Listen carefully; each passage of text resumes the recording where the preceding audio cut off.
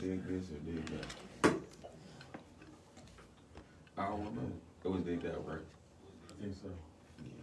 Yeah, it says, I don't know if DeJuan did this or you. It says D-I-G-G-D-A-T. Yeah. That's it? Yeah. Still gotta get all the graphics and stuff together, bro. Yeah, you know they ain't. That TV too loud out there. You know they ain't. Like the biggest concern for me. Right. That you got. Yeah, that's probably sweeter I just if I want do to it that way. The other side of yours.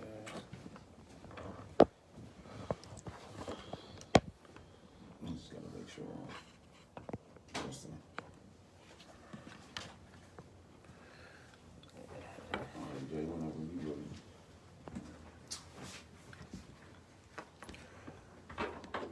I'm gonna introduce you. You. Well, I'm trying to think about all the accolades I can think about. You know what I'm saying? And I ain't ordered no fucking waters. That's crazy. You got words up You got waters? You need water? Sir, Yes, sir. I get you one of these half drinks of water. Yeah, be better off doing that because I ain't gonna go. Y'all know I don't drink water still. I'm gonna start though because we all. Yeah, man. I only drink water. I know you do. Me too. The guests come in asking for water, they drink a half of water. I'm like, you got Yeah, 20 I mean, half water, half drink of water. This one, all I look at drink this. is water. Right here. Half Right, for drinking, yeah. There's one down here, somebody half drink. Man, I need these drinks, you feel me? I gotta have them. I know. Look, my phone ain't ring since we get well. It rang a couple times, but not how it usually be. Soon as I start. Oh, Soon as we yeah. start, As soon as we your phone start, go it's ahead. like Crazy too. yeah. All right, you ready, Clem? You want me to close it, do it, Jay? Yeah, Yeah. probably. Yeah, I'm in the close my water. I'm waiting for these Uber Eats alerts.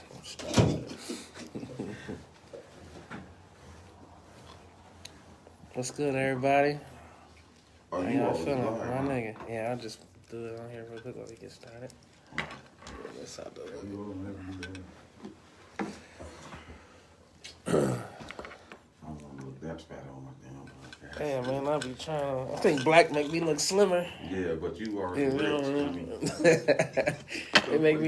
it make me look slimmer. You feel me?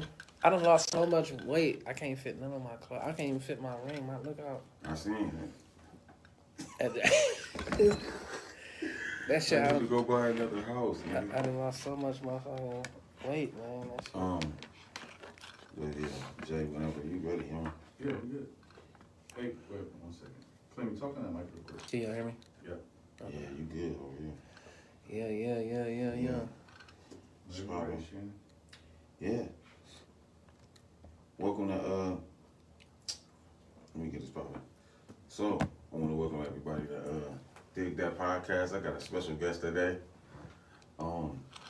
Man, I want to kind of see where I can start from the beginning, what all I can name. Let me see. Hollow Boy. Yeah. Do that one more. Do that one more time. I like that. You like the Hollow Boy? Yeah, Yeah, let's start there. So we're going to start from the beginning. Hollow Boy. Yeah. Drew Hunt, rest in peace to my cousin. Yes. Yes. Rock Nation. Yes. Freedom Thinkers Now. Yes. Rockefeller. Yes. GOAT status. Yes. That's the, you feel me? Violent Giant. Violent Giant. Let me see, what else? Violent Giant. Another 48 Hours. Infamous. You heard? I don't want to name all these albums. Probably one of the most classic mixtapes ever.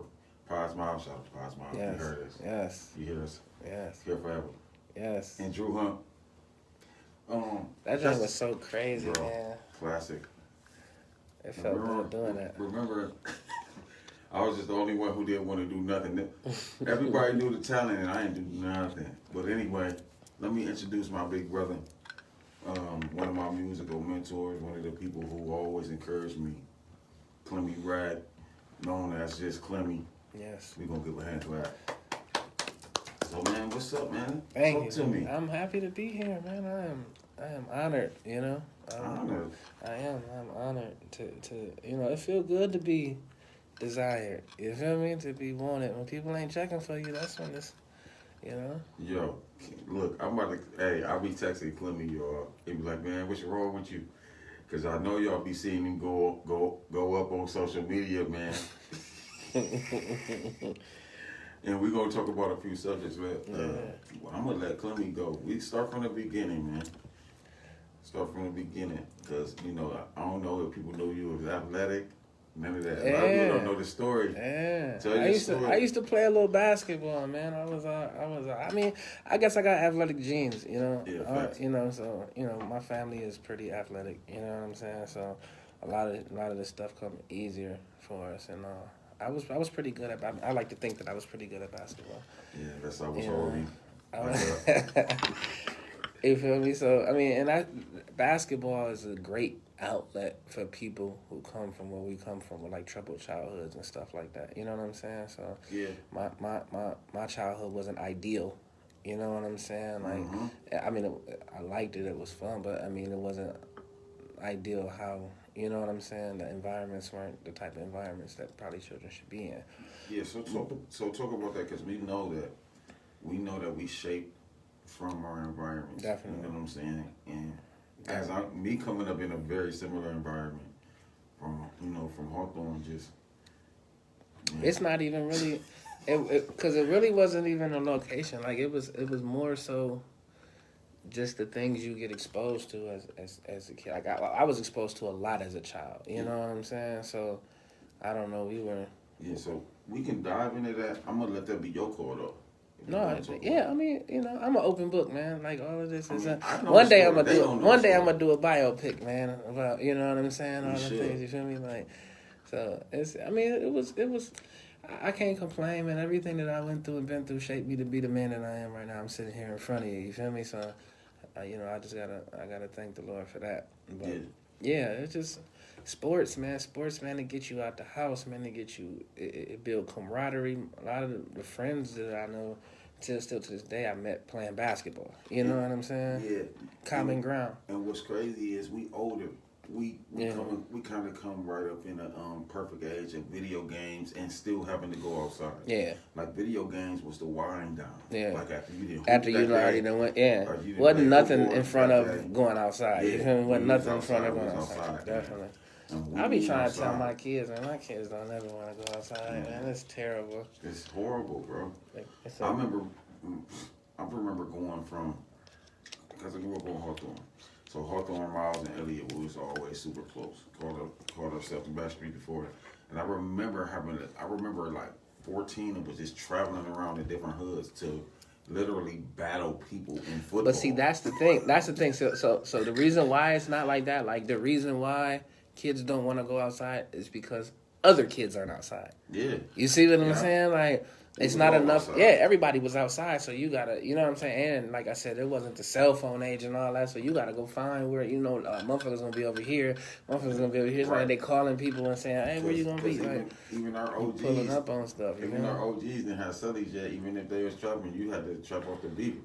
When I was out, it was crazy. But like, I ain't gonna lie, my reality was different. Like, when I was a kid, I had a cell phone. Grown men didn't even have cell phones. You know what I'm saying? My dad would have 40 fucking cell phones around, like, and this is in, like, 92, 93. Like, you know what I'm saying? Like, where you had to have, like, $100 a minute to have a cell phone and all that. Like, we had a million phones with the chips in them and all that. I'm on that joint talking crap. They like, I'm in, like, the 6th grade. So let's talk about a subject that I know is important to you. I know a lot of people who know you or know about you might not know. Talk about the importance of your dad. My dad was, you know, everything. I'm little Clemmye, you know what I'm saying? Like, and it's bigger. Like it's crazy that somebody asked me this the other day about how do you feel? How does it feel like when people treat you the way, like, how, because people kind of hold me to some kind of regard, right? Mm-hmm. And they was like, and they asked me, like, when did that start? Like, when did people start holding you to that regard? And I'm like, my whole life. Yeah, it's never not been that. You know what I'm saying? And they were like, what? I'm like, it's just different because they not from Toledo. So I'm like, my father was held to some regard. I was his son. You know what I'm saying? Yeah. And I was little Clemmye, so I've always kind of been held to a type of regard. You feel me? And always kind of expected to live up to it. Right. And that's a lot to put on a kid. You know what I'm saying? Especially when my father died. Once my father died, it kind of like people just look at you like, you know what I'm saying? You up. Yeah, you gonna be, you know. When I was I said a joint in a new joint. I said they say hard is where the home is. Pedal bikes and mopeds. I grew up with the nomads, warriors and Conans. I was 13. They told me go on with your grown ass. Walk around with no dad. Really ain't had no chance. I made a way. I had to save my own life. Then I saved the day. Told them all my time was coming. Niggas saved the date. Remember niggas out here eating and ain't saving plate. Had to thank the. I said, but look, first of all, hold on. We ain't got 5 minutes into that interview and he already rapping. But those is like my realities of it. Like, you feel me? Like I was kind of like, everybody called me grown when I was young. You know what I'm saying? And it's crazy that people don't know what they speaking to kids. Like, I was 13, my own pager, Sky pager, own phone, you know, I left when I wanted to, came home when I wanted to. You know what I'm saying? Real rap. I was drinking. You know what I'm saying? I was facts. Not like hiding and sneaking drinking. Yeah, like, you know what I'm saying? Like, I drink, and that was just it. You know what I'm saying? Like, it was, and I thought that was okay. I thought that was you know what I'm saying? Like, that was the norm. Yeah, it was. You feel me? Like, so when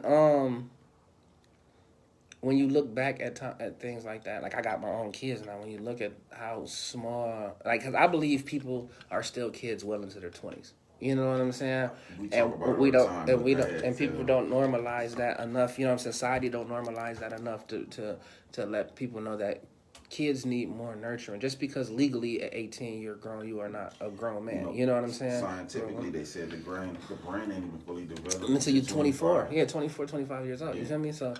And, I mean, I'm going to say I probably didn't get into my adult brain until I was, like, 28. Yeah, I was going to say, you know what I'm saying? 28, 29. You feel me? Like, really into my adult brain where I start seeing the world how I need to see the world. Because I see the world differently. You know what I'm saying? Than most people.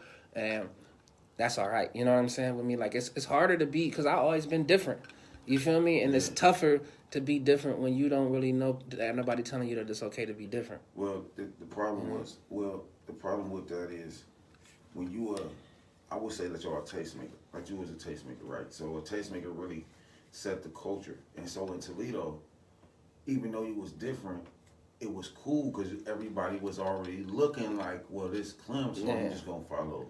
And I'm just talented too, so that was a thing that kept me good. Like, I've always been good at everything I did. You know what I'm saying? Which is, it sounds kind of like conceited, but it's not like I was just good at things. Like, when people like, let's go bowl. I'm like, I bowled when I was younger. You feel me? I bowled on like all the schools I went to, and I threw my first 200 game when I was 12 years old. I had my own ball, my own signature, I threw my own hook, like everything. You know what I'm saying? Like, let's talk about this real quick. Cause you break. Okay, circle talk. Can you beat Cino? I just see Cino throw a 300. I guess I can't do nothing. I can't. But see, they active though.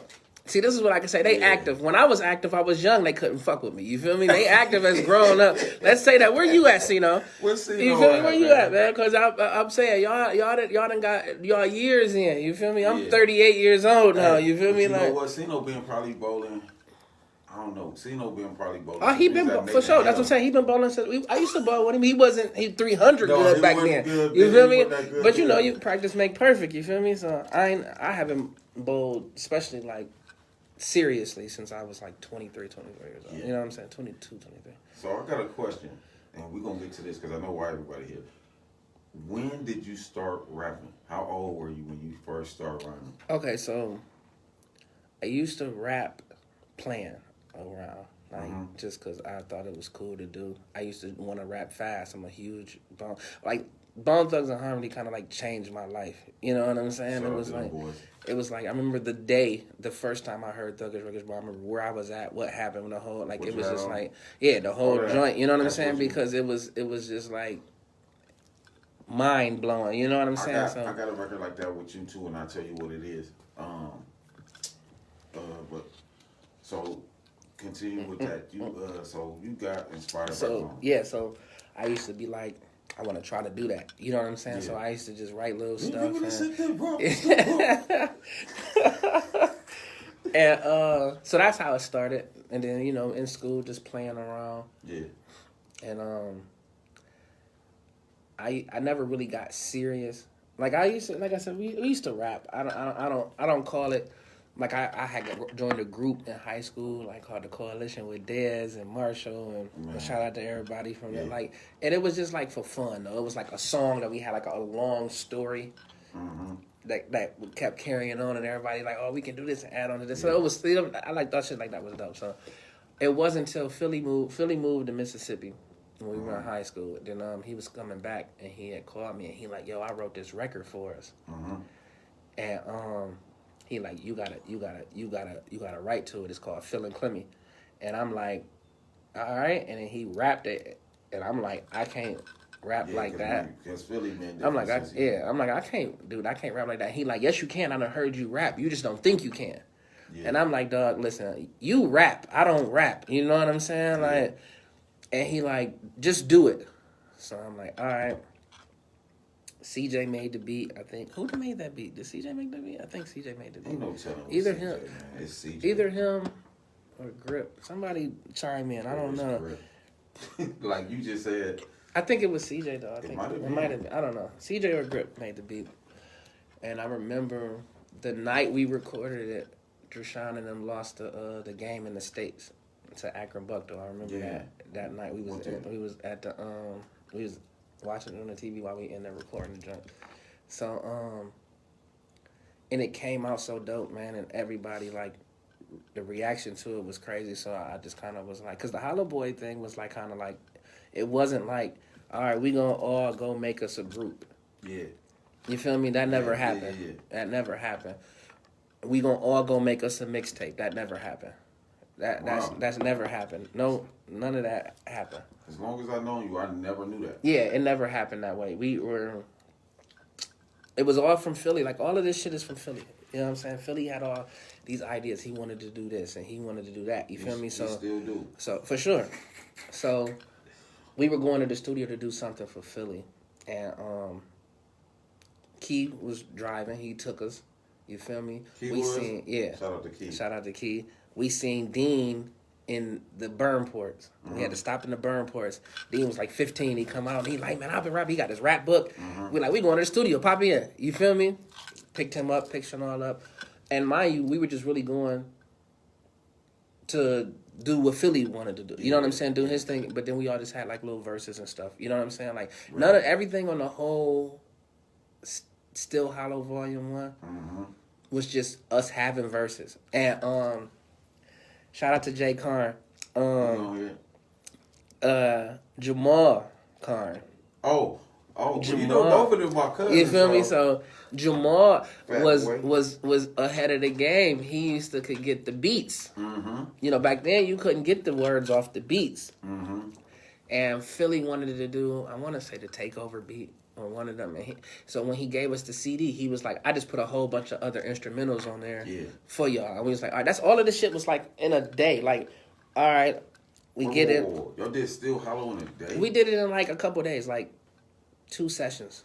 I didn't know that. 2 or 3 sessions. Like nothing crazy. Because we just it was just beats on the CD. All the beats that we used were just on this one CD. So let me tell you.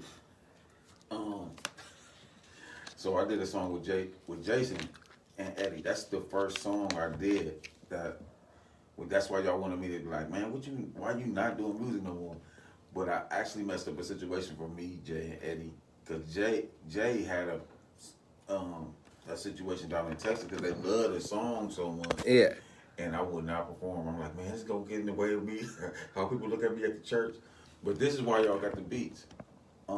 Dad had like this machine. Machine. I remember that. I used to go in there all the time. I seen how he did it and everything. He just would, and he had the computer, the old desktop computer, and he would get it. You know what I'm saying? Because we all grew up. We was all tight. You know what I'm saying? So, man, it's weird how tight and I got tight with you instantly. I never forget the first time that I officially met you. It was always, what up? Yeah. And then so, we was at it wasn't a dance. I It wasn't a home. It might have been. It was at homecoming. Okay. You came to Sky homecoming. Yeah. And B White. I was in all the joints. Yeah, I used to be at all the joints. We had one. I don't know what it was, but it was in the gym. The gym had just got built, and V was there too. But it was White and Kenny, same two. Yeah. Who were always doing something. They're like, look, this Shannon sing and rap. Over all the music, I went right from singing straight to rapping. People don't know. I mean, I'm glad that you said that. People don't know that, but B White is the center of connecting a lot of people. I wouldn't know Tub without B White. I wouldn't know Smurf. I wouldn't know. Me. Like I said, what's crazy is like Jay Carr, you on here. I grew up with Jay Carr, you feel me? But Jason, they younger than me. You know what I'm saying? He younger than me. We all the same. Me, White, yeah, you feel me? They all younger than me. You know what I'm saying? I'm older. You feel me? So it was B White. Like, you need to start listening to Jay Carr. He hot. Jay rapping, you know what I'm saying? Yeah. And I'm like, Jay rapping, he hot too. You feel me? Like, just like bringing those kind of, you know what I'm saying, things together. Like, B White was always the center for that. You know what I'm saying? That's why, man, I hold him in such high regard. For sure, man. Always. But this what happened. I went right from singing right to rapping, because at that time we was battle, like, Sky had changed so much from the class of 2003. I think we probably be the only class that a principal used to allow us to be late because we just in a circle rapping. But it was like that when I went to Sky though. Yeah, I used to go to Sky, and it was this nigga named James Flames, Jimmy. Yeah, he from where I'm from. Listen, he used to be going crazy. Our Panera on the way. I just got to I'm hungry. you know me, Ray Stone. Jim, yeah, but see, I grew up with all, you know what I'm saying? So I already knew. Yeah, you feel me? So I already knew. All of that. You know what I'm saying? I had already knew. Like, I'm, like our lineage with all that is like, me more so from like the neighborhoods that I grew up in and shit. So I used to like hoop over there at Ray Stone's and you know what I'm saying, and all that. Like, I met too many houses. Yeah, like when I moved back from California as a kid, Magic Wand is the first person I met. Wow. You know what I'm saying? Like, so he knew me like as a kid more. You know what I'm saying? Yeah, like, I was really more, a historic thing. Yeah. Like, you feel me? Like, I know. Like, so I had like before music, I had like actual relationships with most of the niggas that I call my friends. You know what I'm saying? Like, cause my music, I kind of started late with the music. Juan started later than me. You know what I'm saying? We really, you know what I'm saying? We really, yeah, for sure. Because all of us are like-minded. You know what I'm saying? Like-minded. It's like, oh man, I could do that. You know what I'm saying? Like, that's how it was. I can surely relate to that, because even when we did that, when me, Jason, and Eddie did the record, it blew up because their dad was the only person who had CDs. Like, so we real rap. That's the only person I knew in the world. Like, that's what's crazy. Like, without Jay Carn and them, there would be no Still Hollow. Yeah, see, that's because it would have never. It's not like we just was like, we weren't a group. We weren't a group when we made the CD. We didn't have a name for the CD. We just did a bunch of songs. Yeah, and we were doing the songs, and I'm like, man, let's just put this joint out, because like, to y'all, Still Hollow was new. To us, the Hollow it was the Hollow before us. It was niggas that rapped before us. That was Hollow. You know what I'm saying? Right. So, and they was Sleepy Hollow. And they, you know what I'm saying? Yeah. We looked up to them. We looked up to the songs they had. You know what I'm saying? Yeah. They was dope. You know what I'm saying? So, we were just younger and just different. Like, it was just different. Like, and it wasn't like nothing that we was like, oh, we gonna do this on. Or we just was there and we were just recording the joints. And like I said, like, you got a verse for this beat? Like, I got a verse for this beat. I got a verse, and everybody got their papers, and we just going in there putting verses on and having fun while we do it. That's why so many like skits and someone is laughing in the background, and that shit gave it the camaraderie too. You know what I'm saying? None of that was scripted. You know, it was classic. And this the thing, like, I never forget. Initially, because me and shout out to Bus. Remember when Bus dissed y'all? I do remember. He was upset. Like I said, that boy hit the one bar on there. He said, boy, this ain't no white boy Brady but you. And I'm like, hold on, my daddy left out there, son. Man, the disses was fun, man. Because it drove, like, it pushed. It drove people to do. And what's crazy is we liked other people's music. You know what I'm saying? Like, we were like, I'm a fan of music. You know what I'm saying? Yeah. So if the music is good, I like it. no matter what it is. You know what I'm saying? Like, so the this is they really fuel Philly because Philly, you know, he an emotional nigga, so he. You know, and once you get him in this bag, once he get because you know, Philly, my brother. You feel me? And he'll tell you. You know what I'm saying? He just one of them. And the more emotional he get, the better he get. Yeah. You know what I'm saying? The better, like, and like the shit that he was doing, man, when we were young. I mean, it wasn't professionals doing shit like that. Like it was a handful of people in the actual industry that could do what Philly was doing. You know what I'm saying? So which led to, which and leads to my next thing. So the next thing, what happened was the situation with, the Free situation come up next, or was it the I had never met Free. I didn't meet Free. I didn't meet Free till I already was dealing with Rockefeller. Okay. You feel me? So the Rockefeller situation came up first. Yeah. It was a whole different situation. That's later on. I'll get into that because we skipping too much of what's going. We gonna get. You know what I'm saying? So let me bring it back ahead. So the Hollow Boy situation was it blew up beyond our control, beyond our knowledge. Because mind you, we still just in the neighborhood. You know what I'm saying? We don't know that people are listening to our music. Only kind of way I kind of knew is like we would start taking our CDs to Mike Sean. You know what I'm saying? Like I was in college, just getting into college, and you know, we didn't have much money, so I go get 100 CDs, which was like $100. Yeah. You know what I'm saying? For 100 CDs, blank. And then CD burners had just came out. So people didn't have them. You know what I'm saying? People didn't have them. They were expensive. And they took like 10 minutes to burn one, or 15 minutes to burn one CD. So I would go to the student union at UT at night when wasn't nobody there and use all the computers had CD burners in them. Yeah. So I would go and press all our CDs up, and then you had to put the paper labels on there so that they wouldn't bubble up. You feel me? And I would do that.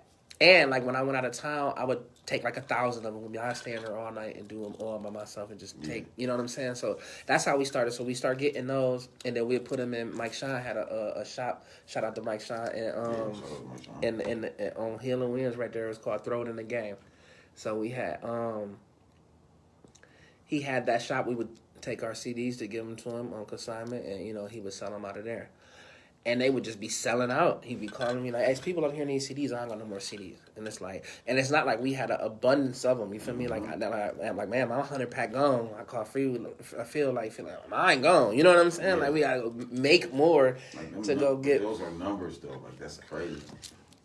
Especially for kids. We was kids. It's not like we was. You know what I'm saying? It's not like we had managers or nothing. We had even an idea how any of it worked. It's not like we just was rapping. Yeah, and when you first start doing music, you just be happy that people responding to it. That's it. Feel me? Like and what people don't know this, our response out the gate wasn't good.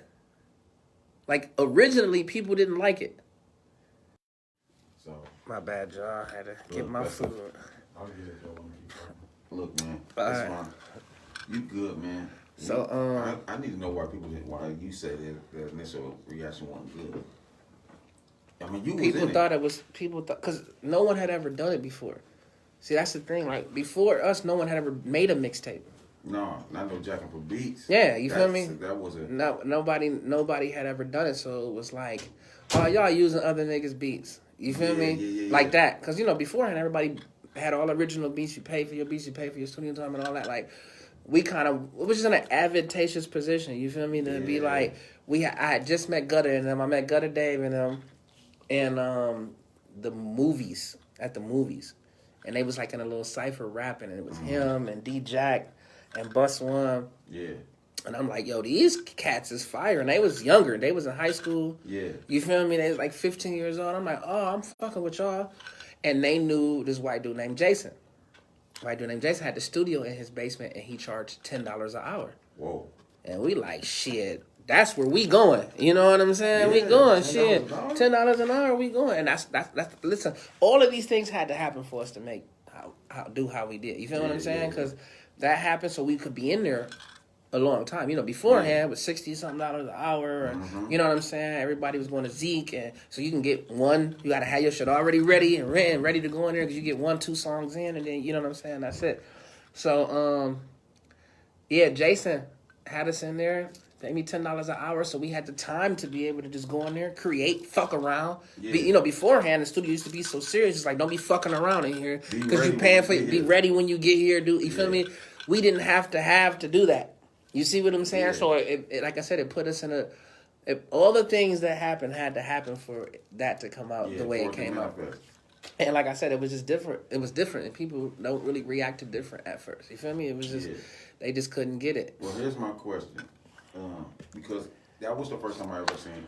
I actually think the name Jacking for Beats came from y'all. Philly, that was Philly, man. So that was his thing. Yeah, so Jacking for Beats, which was crazy, and it's such commonplace now. Yeah. So people don't even understand the impact of it. Because everybody do it. Because everybody do it. You can just go get it. Yeah, for sure. Now, but at that time, you couldn't even get the beats. Yeah. That was the thing. Like, it wasn't even that, like, you just couldn't get the beats. It was hard to, like, real talk, like, if we would have never got that CD full of beats, it would have took us so long to even think about trying to do that. I'm starving, too. Yeah, this is the blessing that has just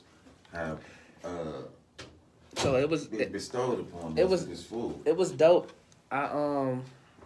We were just, like I said, we were just living in the moment with it. We didn't know that the impact. We didn't know that we were getting known. Yeah. You know what I'm saying? Because how yeah. could we know? We were really only in our neighborhood. Right. You know what I'm saying? Well, okay, so my next question is, what was the beat, the Locks beat that y'all used? Which one? Man, them Drakes was so long ago. Yeah.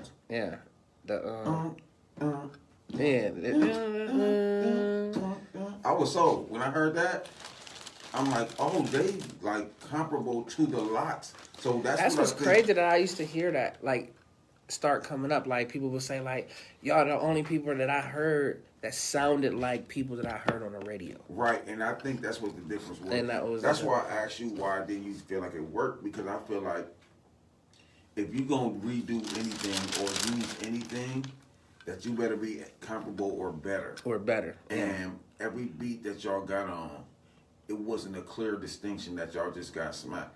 You know what I'm saying? Even on this stuff with we was going crazy. And we was just kids just rapping. Like that's different. Like I don't know, it's just it's not like you looking for that. I'm not looking to be comparable to nobody. I'm not looking to be held in no regard. I just rap it. Like it's fun. Like this is fun. I'm rapping. Yeah. Like for real, it was fun. It was super fun rapping with Philly. You know what I'm saying? Mm-hmm. Like, because Philly was so good. You know what I'm saying? And it's like, man, like, it's Philly. You know what I'm saying? Like, he been like that since we was kids, though. It's not like, and his hunger for music is just different than people's hunger for music. You know what I'm saying? So, knowledge of music. And I remember when we used to be, like, in junior high at this crib in the basement, and, like, Outkast came out. We just stay up all night listening to the AT Aliens album, like, and he like deciphering everything. Like, yo, dog, I'm telling you this, and man, these niggas is like this and this and that. You know what I'm saying? And I'm like, you know. I remember talking to you about Idlewild. Talking to you about Idlewild, because I was just a huge. See, and I thought I was like by myself listening to. Because man, I'm gonna keep it a buck.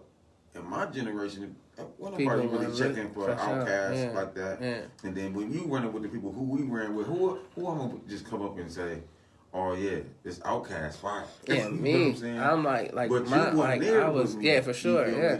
Like I love Outkast because that kind of music, man, is transcending. You know what I'm saying? And that's why they get the accolades that they get. You feel me? Like it's just because it's different don't mean you know what I'm saying. Yeah, you feel me? And I always look for freedom in any music, and that's what I felt like.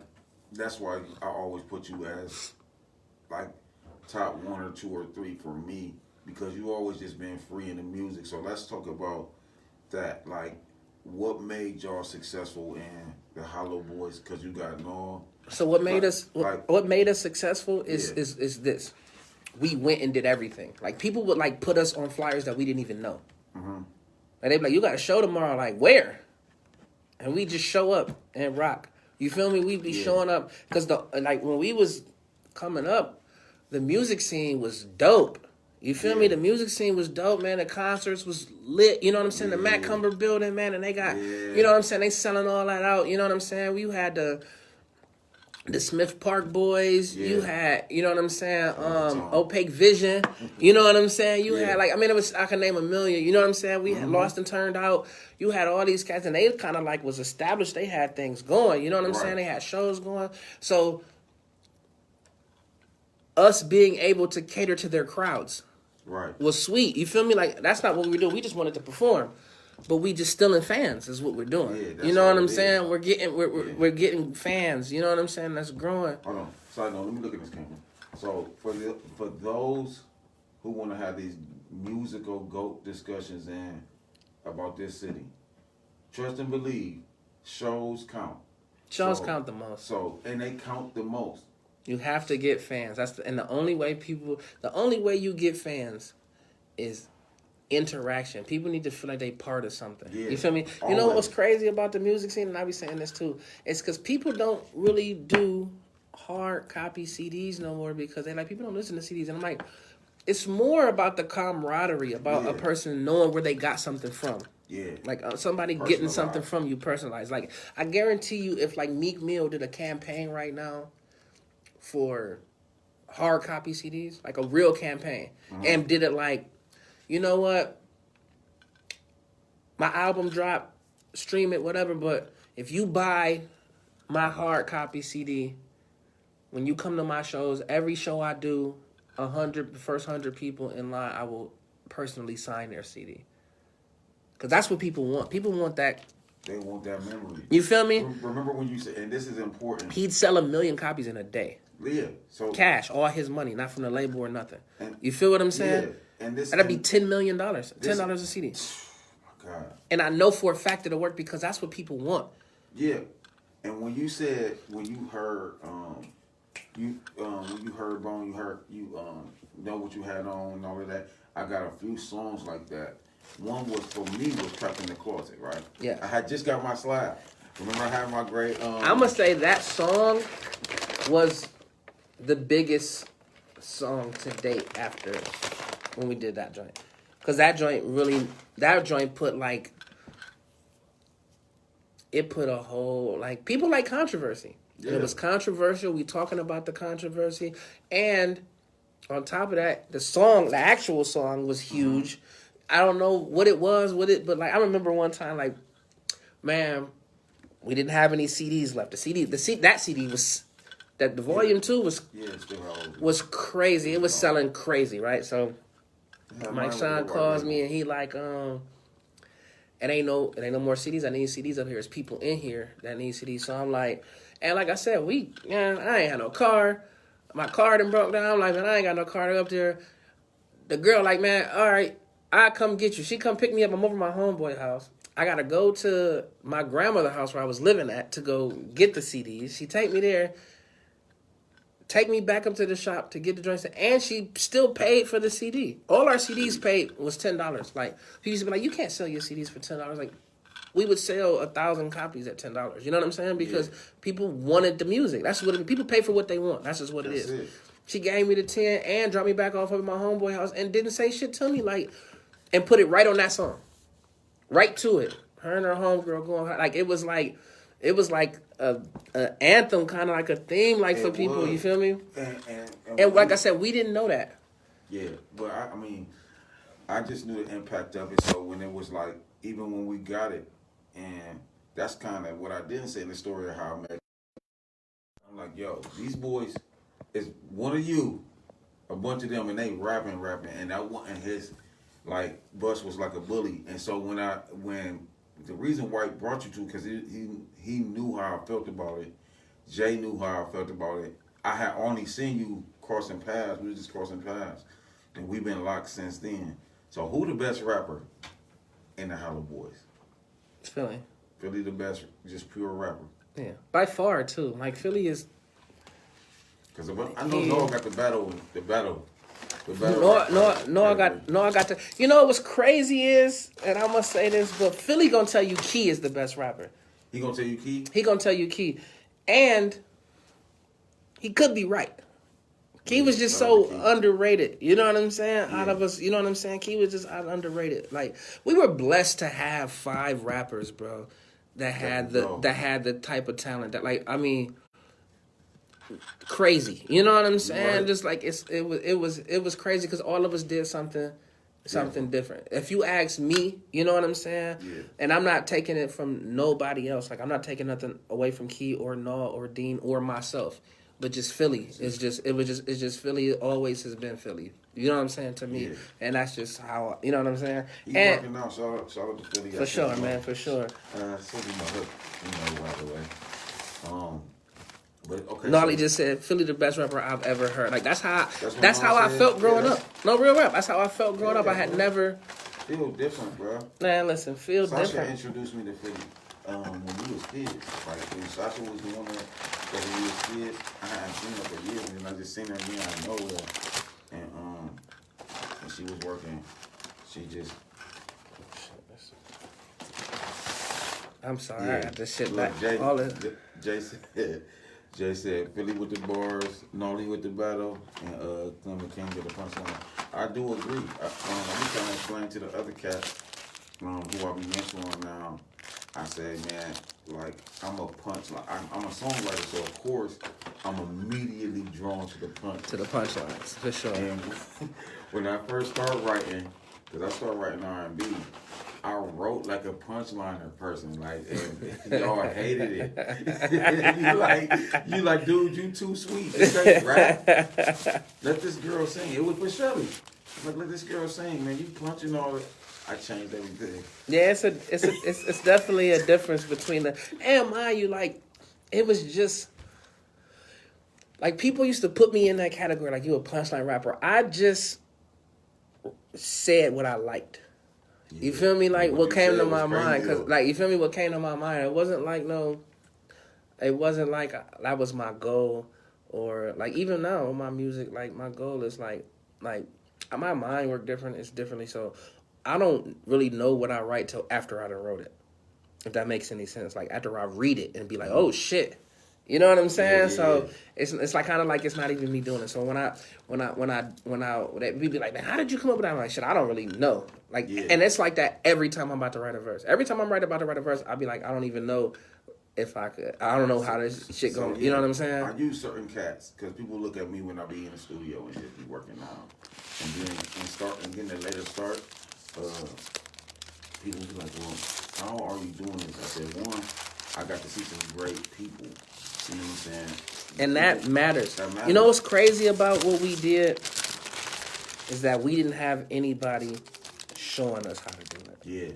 You know what I'm saying? Like that make it more that's the most like proud about all of it that I am, that nobody, like even with meeting the Rockefeller niggas and getting into, you know what I'm saying, that like I didn't have anybody showing me the way or telling you, like there was no script to follow, it was no guidance or no, you know what I'm saying, real shit. And it was different because like I was just winging it.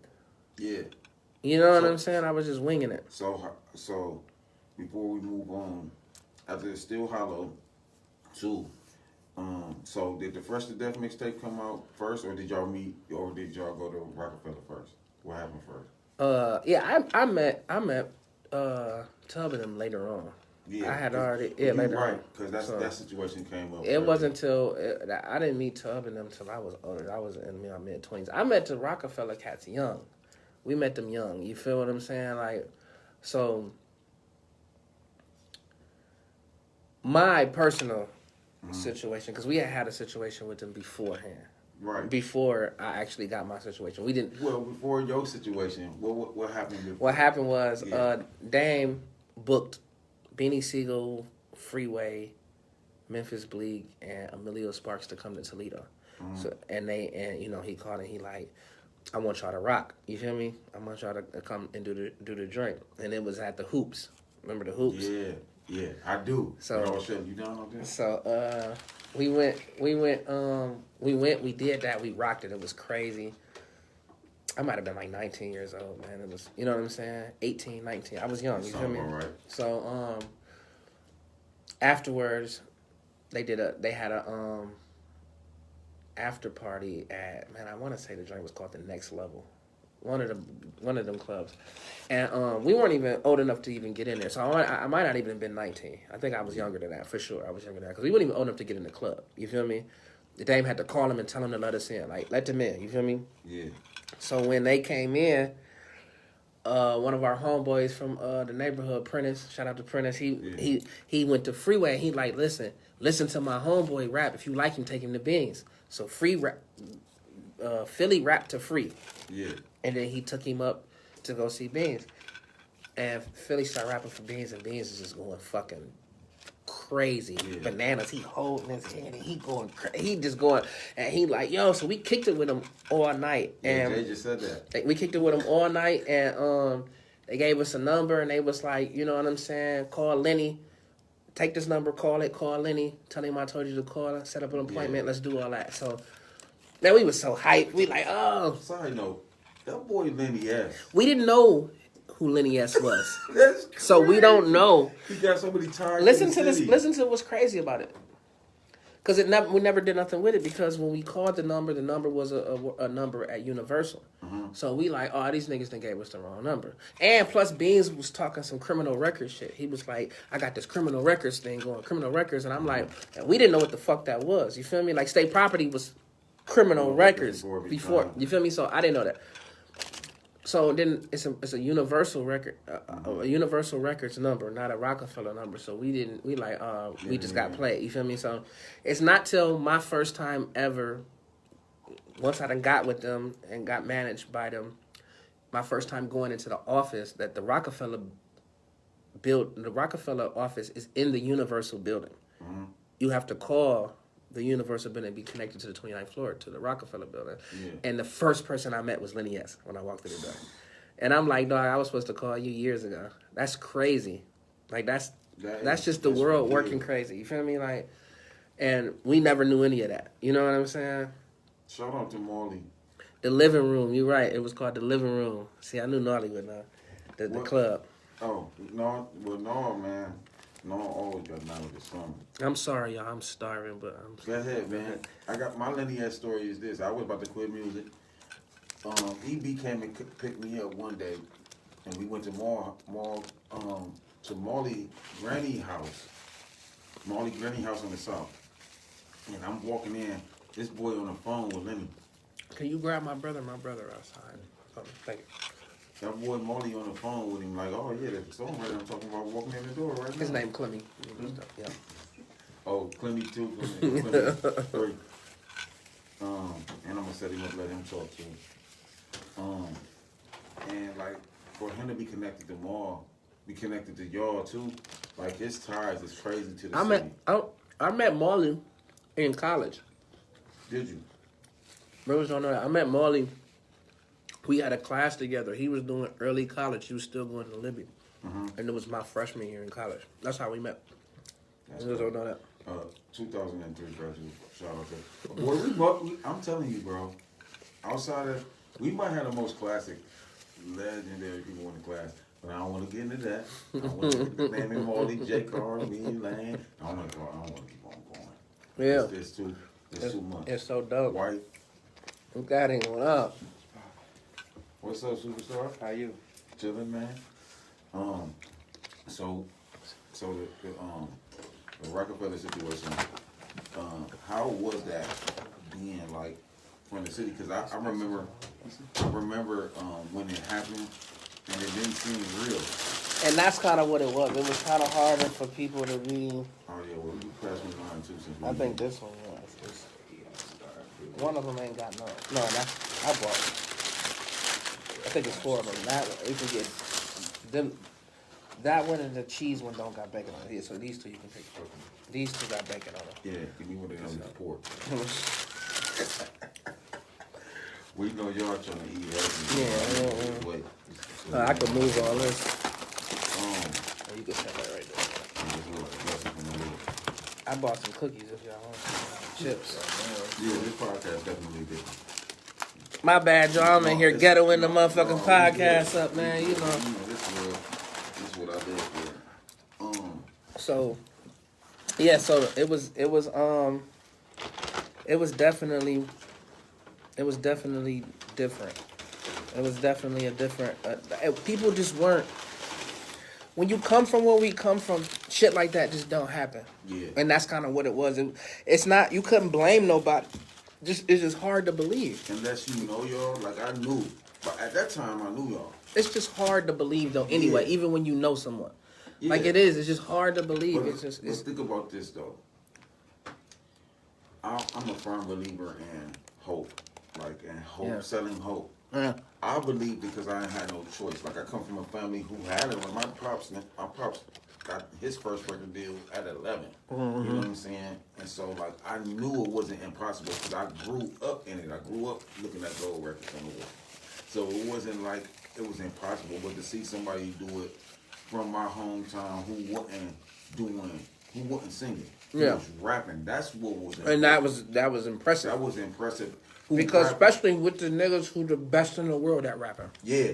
Especially at that That's time. different. You know what I'm Yeah. saying? Like, it was unreal to me. Like, and it didn't happen how people think it happened. Like, it's not like I had managers and people rooting and doing for me. It was just relationships. I was meeting people. When I started going out of town and anywhere there would be people at, I'm going, right? Anywhere I'll be people at, I'm going to Super Bowls.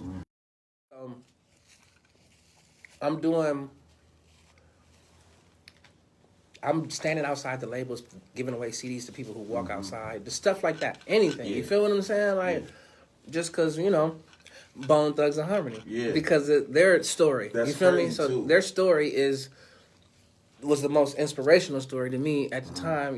Just a group of niggas who went to LA with $100 between them, sitting in a hotel room waiting for Eazy-E to call. They never met Eazy-E. They didn't know him. They just knew somebody who knew him. He don't know them. He never heard him rap. Nothing. It was not like it was. And he a gangster. He sell dope. You know what I'm saying? Like he a gangster. You feel what I'm saying? And they sitting next to a hotel room phone. Like this hotel phone ring is gonna ring. Yeah. And Eazy-E gonna call. You feel me? Hey, Like you couldn't get niggas to do that. Jason, You know what I'm saying? Jason just said, do you remember when Beans came back a year later? I do remember that. I do remember that. Right. And this the thing. I like this interview because it's going to inspire hope. Definitely. You actually giving them a blueprint. For sure. Because that's what, like, mine was, you never know who you will meet. You feel me? Yeah. Especially with niggas, like, the way niggas perceived Beans back there, Beans was so dangerous, and Beans was this, and Beans was that. But Beans, none of the things that happened to me would have ever happened without Beanie Siegel. You feel me? Beanie Siegel gave me my opportunity. Yeah. You know what I'm saying? Yeah. Just for over music. And remember, I told you, whatever, anytime you have anything that he gonna rap on, that's one of my life goals to get to have her hook. We doing an album. Me and Beanie Siegel doing an Yeah, album. I'm We gonna do definitely it. You know what I'm gonna be saying? We got some stuff going. Just Like 'cause that's- we got so much going on. You know what I'm saying? Like we really back active. You feel me? So it's just. Yeah, it's gonna take some time because we ain't halfway done. I'm here with for it. It's just it really is. It's like, especially when people be like, man, how did you do this? And I'm like, it really wasn't. It's not no blueprint to how I did anything. It was just things happening in my life. You feel me? So like the original date was we were in Columbus. Me, B White, Vic, and Kenny, and Beans was performing, and it was at the field house, and it was like 5,000 people there. It was the weekend of the block party. Block party. They used to have a block party in Columbus. If y'all remember what the block party was like, you know what I'm saying? Energy. So it was crazy, right? So long story short, the music started messing up or whatever, and he started talking to the crowd and shit. B White, B White so wild. He done climbed up on a speaker. He going crazy. Young White. Young White, Young White was wild, and he yelling. So Beans like, fuck is y'all over here making all this fucking noise for? What's going on? He like, Toledo, nigga. We like Toledo. He like, Toledo. And I'm like, let me get the mic. Yeah, well, they don't know the story. Go ahead. And so he I know like- the story. This is a good one. He like, fuck you say, nigga? I'm like, let me get the mic. He like, bring your ass up here then. I'm like, all right, bet. So I got walked through all these people, some security. They all, he like, no, let him through. So I get up there, and man, he like, let me see if I can get the DJ to scratch a beat in for you. And I just start rapping. Without no beat, just start rapping. And the crowd just start going crazy. And he froze. And he like, oh, shit. So it's like 30 niggas on the stage. So he put a nigga in front of me. The nigga start rapping. He be like, psst. He like, cut him off. Boom, I cut him off. Like, I start going crazy. The crowd start going crazy. He pushed the nigga off the stage. he put another nigga on. Like, it was crazy. Bro, when it was crazy. Me this story, it was unbelievable. I said, off the stage. He said, off the stage. He put another nigga in front of me. He started rapping. Beans like he ass. Kill him. So I just started killing him. So it started going crazy. So now it's just me and Beanie Siegel in the middle of the stage. And then they cut the music. Because they had scratched in a beat while we was doing it. Mm-hmm. They cut the music, so I stopped rapping. He like, what you stopping for? Boom. So I just started going. And we like face to face, like we headbutt to headbutt. And he got like his hand on the back of my neck and I got the mic. And the scenery of that just looks so crazy. Like me and Beanie Siegel just, and then, I mean, motherfuckers just going bananas in there. Yeah. You know what I'm saying? They going so crazy. So it's in the middle of his show. So he still had to finish his show. So he like, just stay on the stage. So he finished the show. And he like, we get done, he come in, he like, man, what's your name? I'm like, Clemmye. He like, I got you. You a Rockefeller now. I'm gonna take care of you. So everybody start giving me their number. You feel me? Yeah. This was important because it ended up being how I be able to get in my situation. Everybody gave me their number that was up there. I never talked to Beanie Siegel again after that. Beanie Siegel got into some trouble. Yeah. You know what I'm saying? And he was gone. You see what I'm saying? Mm-hmm. So it was like, oh, dope. Rockefeller didn't know Rockefeller. You feel me? Right. So time went on, and we took a trip. We went to go audition for Making the Band. Bro, I remember that. In Philadelphia. You feel me? And it was a bunch of us. I went to the D. Did you go to the D? Yeah. We went to Philadelphia. This was before that, though. Before the original. I remember when y'all went. Yeah. When y'all went. When we was younger, you feel me? So I took everybody. It was Van Dean, Havana Cash, Gutter Day. All of us went. All of us went and auditioned. Darla.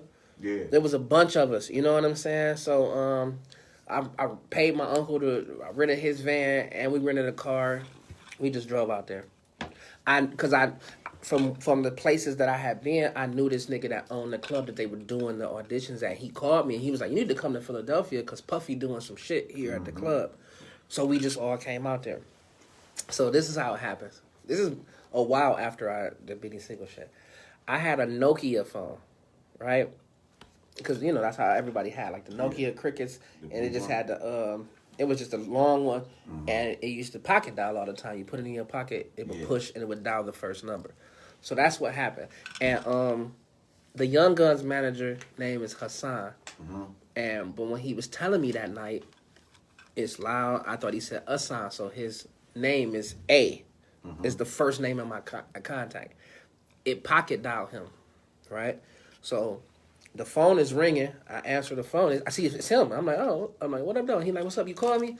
And I'm like, no, I ain't call you. And he was like, I'm like, I must have pocket dialed you. My fault. And he's like, all right, but what's up? And he just started talking to me. And I'm like, oh, what's up? You know what I'm saying? Yeah. And he like, you know what you got going on? I'm like, nothing. I'm like, I'm in Philadelphia. And he like, you in Philly? And I'm like, yeah. And he like, how long you gonna be there? I'm like, we down there doing this Making a Band thing. We leaving on Sunday. And he was like, stay an extra day. I'll be there on Sunday. I want to run into you. So I'm like, all right. And I'm paying for everything, so we all in hotels. You know what I'm saying? I guess I kind of really need to get back. I don't got, you know what I'm saying, that much. But I'm like, all right, we'll stay. So we stayed. We bump into him. And at first, he just was pulling up to give us some, you know, autograph memorabilia. He gave us all this state property, autograph shit, some CDs. I gave him my music, my CDs, you feel me? And but he was like, all y'all from Ohio? And I'm like, we like, yeah, it's like 13 of us. And we like, yeah. He like, y'all all rap. And we like, yeah. He like, y'all nice? And we like, yeah. He was like, all right, bet. So he take us around. We following him. He picking niggas up. He in a van. He picking niggas up. It's crazy. He got us in the ghetto. Like, because they from North Philly. They from the hood. You telling them. I know this story. You feel me? So you go, and long story short, he pop out and we start rapping. He start pointing to his niggas. He rap. I point to one of mine. They rap. We going back and forth. So when I rap, he like don't rap no more. He get on his phone. He start calling motherfuckers. You feel me? Motherfuckers coming from around the corner like, y'all go. You feel me? Mm-hmm. And it was some. He had like you feel me. It was so dope for me. Like the experience, Philadelphia, bro. It really changed me because the character there. Everybody raps and everybody's good. Yeah. Like anybody you meet the nigga that's working at T-Mobile, he rap. He got his own character.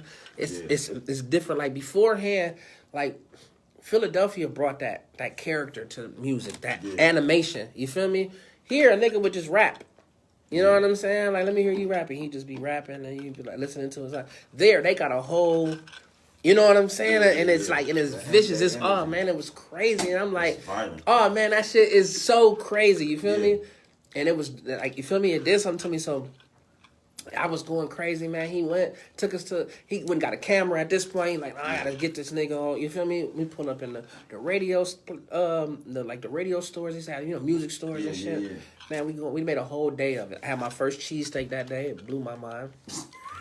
If you ain't never been to Philadelphia and had a cheesesteak, you better go. You feel me? It's the craziest shit. I'm gonna confess something to you. I never been to Philly yet. Oh man, you gotta go. go. I'm on music. You say it to me all the time. Yeah, because especially Philadelphia and Detroit, the biggest musically inclined cities in the world. You know what I'm saying? Like you coming from lineage. LA and I'm talking. Atlanta. Yeah, I mean like.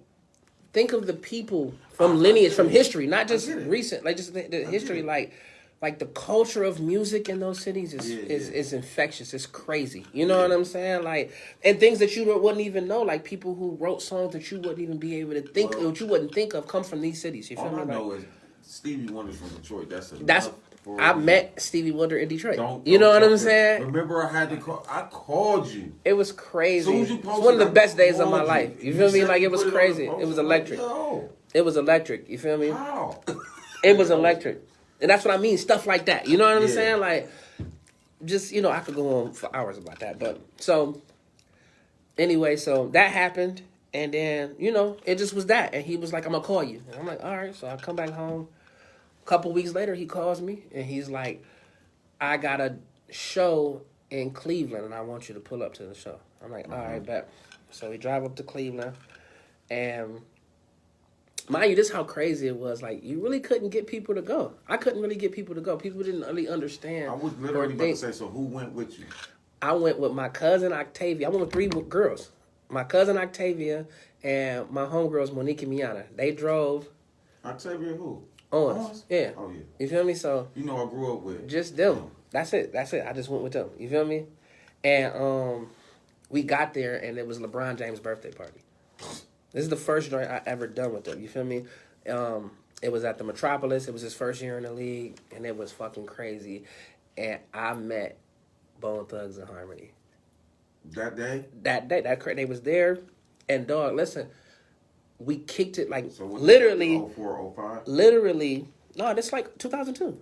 2003. Well, yeah, 2003. What year was his first year in the league? 2003. He graduated with me, so 03. 03. So his first. It was 03 because it hadn't been the next year yet. His birthday is in December. You know what I'm saying? His birthday is in December, so it was that. It was his first year, and you feel me? So it was that December. And man, they was the coolest niggas in the world. Like, cause I didn't know nobody. You feel me? I don't know, cause Haas manages the Young Guns, so I didn't know the Young Guns. You feel me? So it's not like I wasn't super tight with nobody, and I was just there. You feel me? Yeah.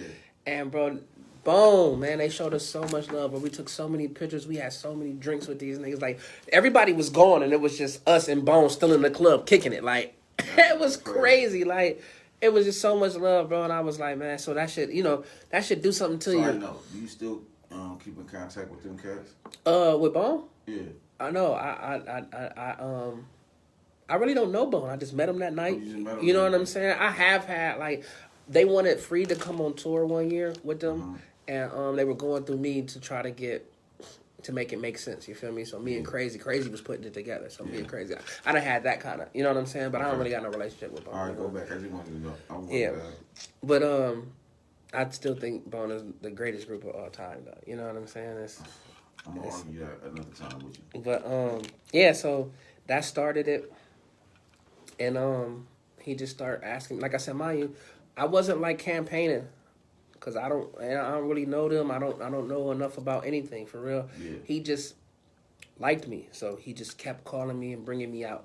Kept calling me, bringing me out. Kept calling me, bringing me out. You know what I'm saying? So once that happened, he was like, "Listen," because I'm like, man, I appreciate you for doing this. Like, you don't gotta do this for me. You know what I'm saying? And he like, "Listen, you're gonna make a lot of money one day with your talent. I want to be involved in that.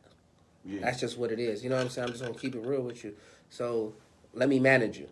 You know what I'm saying? Yeah. And I'm like, all right. So that's how I got with him. Like, I never was like audition. Like, when I went out, all these, like, I'm doing all these shows with them, I didn't have any songs by myself. Right. All my songs were Hollow Boy songs. You feel me? So the CDs I'm giving people are mixtape. I don't even have any original beats. That's how crazy this is. So you was really promoting yourself through the Still Hollow? Yeah, all of That's my shit was being promoted through Still Hollow. That's crazy, right? That is. Okay, So you gotta be like, I'm the third one. We on tour with Kanye West. You know what I'm saying? Yeah. Like the whole joint, like we going crazy, like, and it's like he like, all right, listen, you gotta go home and make some music. He like, I can't shop this. You need to go home and make some music. So I went home. I got with Gutter. I got with Telly, and we made Times Up. And man, it was classic. Mm-hmm. It was classic. It was my first body of work. I felt really good about it. Yeah. And shout out to Gutter Dave. I was about to say, shout out to my brother Gutter. Shout out to Gutter, One man. of the best people I know. He one of the best individuals in the world that Right, you could know. And look how young we were. We so young that like Because that means Gutter had to be like he was a 17? kid. Yeah, he was a kid. Look what happened. So I send him the music, mail it to him. When he get it, he calls me and he's like, "Who made this?" And he plays the Time's Up record. And I'm like, Gutter Dave, and he like, "Give me his number." And I gave him his number. And what's crazy, we never talked about it until maybe a couple years ago. And I was like, man, I remember them calling me and asking for your number. Did they ever call you? And he was like, yeah, they called me. And he was like, I ain't gonna lie, I dropped the ball, I fucked up. I didn't know what to do. We were kids. Nobody knew what to do. Yeah. He like, I didn't know what to do. I didn't know what they were talking all this stuff I didn't understand. You know what I'm saying? I just didn't know what to do. So I just never called him back or nothing like that. You feel me? Like, and that just shows you how, I guess, different coming from where we come from, because there are no professionals to teach the young niggas how to be professional. Right. You feel me? Yeah. So that's why every time I'm talking to somebody, I'm trying to give them some game. Yeah. I'm trying to tell them, like, listen, call me if you, because that's not cool. Most people don't want to call you for advice. Yeah. You know what I'm saying? Yeah. Or people don't want to, like, you know what I'm saying? Those type of things ain't cool. Like, because people be, oh, you think you know too much, or you think you do, niggas think they this, or that. So, hey man, say bye to my little bro. you don't want a pizza?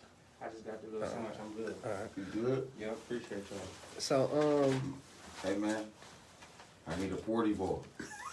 I got it. oh, man, take this with you. We're not gonna eat this. Y'all keep doing your thing. I'll do it. All right, bro. Yeah. So it was so that happened, and I met Freeway when we were doing Morehouse and Spelman homecoming, and we kind of just hit it off. Like, I met him through Cousin E. Cousin E was his manager. He Bean's cousin. Cousin E is the nigga in State Property 1, where they like, what hand you roll up with E? Oh man. And they shouldn't even be, shouldn't even a hand. That's Cousin E, you feel me? Yeah. Shout out to Cousin E, man. I love Cousin E. Cousin E changed my life, man. You feel me? That's fine. So, I meet Cousin E. Cousin E, we kick it. We hit it off. You feel me? And Rockefeller was like a family, right? So, if you were good with one, you were good with all. Yeah. That was one thing. You know what I'm saying? Like, you highs, man, you good with me. You feel me? Like that. You free homie, you good with. You feel me? Like that. They treated you like family. Like that's why the breakup was kind of so hard, because it was more like a family, not a business. Divorces. Yeah, you feel me? And family divorces are just ugly. You know what I'm saying? And mind you, all these stories I tell are from my perspective. Right. You know what I'm saying? We was all talking about this too on Clubhouse. Me, Beans, Free, it was a dope clubhouse. They had everybody on there. It had like Rockwilder and Just Blaze was on there. All the producers, man, Bink, everybody that was involved with the whole Rockefeller movement throughout the whole time. Lenny S was on. Everybody was on there, and they were all telling their perspectives. You know what I'm saying about certain times and what happened and things. And I'm like, and we was talking about how like. That's dope to have that camaraderie for people to be able to do, but it's also like things that you don't say. You feel me? Like you got people who are just trying to like expose stories about, and I'm like, that's corny because that's not your story to be telling. You know what I'm saying? Like I'm not ever gonna be on here telling something about somebody else's story. Yeah. You know what I'm saying? Because that's not mine to be telling. Yeah. You know what I'm saying? Exactly. Like that ain't my business. That's not my business to be telling. You feel what I'm saying? Like. So it's different, you know what I'm saying? Yeah. So like I said, my stories is all anecdotal, you know what I'm saying? It's just things that I lived in. It's my view and perspective of things, you know what I'm saying? And all my experiences were always good. Yeah. You know what I'm saying? This was always good. Like anything. The first time I met Jay, the first time I met Beyonce, like I just was, you know what I'm saying? Like the first time I met Nas, like I got historic experience. First of all, y'all, this boy he has met Jay-Z in his life. Beyonce in his life, Nas, Stevie Wonder, Beans, Freeway so far. These are the artists, not the managers or nothing. The Young Gun, Hassan, let me see, Lenny S, Dame, right? I've never met Dame Dash. Oh, but that's crazy. That was the call, huh? He just booked the show. No, that's Dame from Toledo that booked the show. Oh, that's Dame. Yeah, Dame. See, I was more with the Rockefeller thing. I was more state property, so I was around state property most of the time. Yeah, mostly always. You feel me? So like Oskino, all of them. No, not Oskino. Just Free, the Young Guns, Beanie Siegel. So I was never really around too. I mean, I met him of course, but I never was around like Owen Sparks a lot. I wasn't around Petey Crack a lot. You feel me? Yeah. So. Because mine was more so friendships too. Like me and Free was friends before music. Yeah. Like I said, I met him. We just started kicking it because he started inviting me out to shows, and I started a company, an entertainment company. So I started booking them across the country because I could get them for cheaper than people could get them for. Mm-hmm. You know what I'm saying? Because I knew them and they were my friends. So I knew Free for like 3 years before he ever heard me rap. That's crazy. You know what I'm saying? And we just was cool. You know what I'm saying? And so, and that goes also to show like your time. You know what I'm saying? It's not always your time. Like people always like, what happened? Why you never get on? Like none of us thought Rockefeller was gonna go under. Right. You know what I'm saying? Yeah. Like at the time, everything was sweet. We had a group. I had a group with Freeway called the Transporters. Me, Freeway, and Jay Ellis. Shout out to Jay Ellis. We traveling the country. I'm on every radio station rapping. Yeah. You know, we on tour with Jay-Z. You know what I'm saying? Yeah. Like things is going. You know what I'm saying? Well. And then I mean, I'm staying with Free. Like I'm out in Philadelphia in his crib recording, and you know what I'm saying? And it just happened. He didn't know. Like nobody really knew. It just happened. It was just a thing that happened, and then people had to react the way they reacted. You know what I'm saying? Yeah. So moving forward, at this point when Rockefeller broke up, how old were you? Oh man, all of that's blurry, man. I think that was like 2006. Was that 2006, 2007? Yeah, because... Probably 2007. Because now we moving towards... Because I think 05 was the mixtape. Drew Hump. So when did you start Drew Hump? I started Drew Hump in 2004. Okay. I made it a company in 2004. I started my LLC. Drew Hump is my LLC. You know, Drushan, man, he mean a lot to me. He meant a lot to me. Yeah, let's talk about that. Because I grew up with, in and out of the church, of course, but with Drew and church because it's Brandon. Yeah. You know, and like we did grow up like family, as you know, So talk about the impact. Drew was a different kind of nigga. You feel me? Because he kind of was like different to different people. Like everybody's perception of him is different because he loved the niggas that he loved, that he was around. You feel me? And then he was also big in stature, so it made him intimidated. You feel me? He was also aggressive. You know what I'm saying? He could fight. He liked to fight. You know what I'm saying? But he was also the funniest nigga in the world. You know what I'm saying? He was goofy, and he was also the talentedest nigga in the world. Like it was like so he had so many. See, because people only know him from the football. From what? You see what I'm saying? They don't know. Can almost do anything, like bro. Hoop. You know what I'm saying? It was crazy Right. with the hoop. Like for him to be that size to be able to handle the ball that he could, and his coordination and all that was impeccable. It was unbelievable to see. So, and mind you, we all kids living in this shit. Like, I got it. Like, so when he first do football, right? We all supposed to go out to football. I'm going to Scott. I go to Scott. I'm about to transfer to Rogers, right? So I'm older than Drashawn. So I'm going into my junior year, and Drashawn going into his freshman year. Mm-hmm. So they start football in the summer. You know what I'm saying? So he ain't in high school yet. And me, him, and Harvey are staying the night at his house. Shout out to my cousin Harvey. Shout out Harvey. We stayed the night. And mind you, dog, we in Drew basement playing fucking Golden Gun till Golden Night. Yeah. All night. You know what I'm saying? Till like beat me. 5 in the morning. You feel me? So we and he got this little ass twin bed, bro. Harvey 6'9". Yeah. Hard. Harvey Yeah, 6'7". Harvey 6'9". At the time he was 6'7". Yeah. You feel me? Drew 6'4". Hold on. You know what I'm saying? Let me kill my cousin real quick. Didn't want to dunk either. I did You not know, want to you dunk. know I ain't lying. You know you ain't lying. He'll block your shot. He got that across when the he court. got older though. Yeah. But younger, he did not want to dunk. Man. So we spent the night over there. The whole thing is we all going out for football. We gonna ride our bikes to Rogers. Yeah. We up playing the game till 5:30 in the morning. We gotta be at Rogers at 7:30. Drew trying to wake us up. I'm like, dog, I'm not getting up. It's over with. He get right up. He ride his bike. Mm-hmm. Dog, he come back. And this is typical Drashawn. He come back. We sleep on the bed. Me and Harvey sleep. He come and he start jumping on the bed. Wake up, niggas, wake up. They put me on varsity. They put me his big ass. Imagine this big ass, because he's a kid. That's what's so dope about he's a kid. You feel me? He just was so big. You know what I'm saying? It made him seem like he was you know what I'm saying, larger than life what he was. Yeah. And he just was a good kid. That's really what my friend was. You feel me? Yeah. And he was just so hype. And he like, me, Ron Reese, and this nigga named Tony Warfield, they put us all on varsity and da-da-da-da. He going crazy. And I'm like, oh, man, it was so dope, man. So those are the kind of memories I got at Drashawn. You feel me? I like to keep those memories alive. The good ones. The good ones. And let me tell you my bad ones. Well, I had to watch him die, man, and that shit was crazy. You know what I'm saying? Know, so what's he his was name? Guess who was about to come get me? Jay. Jay was with Mike Johnson. Yeah. They was on the way to. I was with Swag. I was with me and Corey. I had just left from down here, and I ended up having to go. I was off work that day.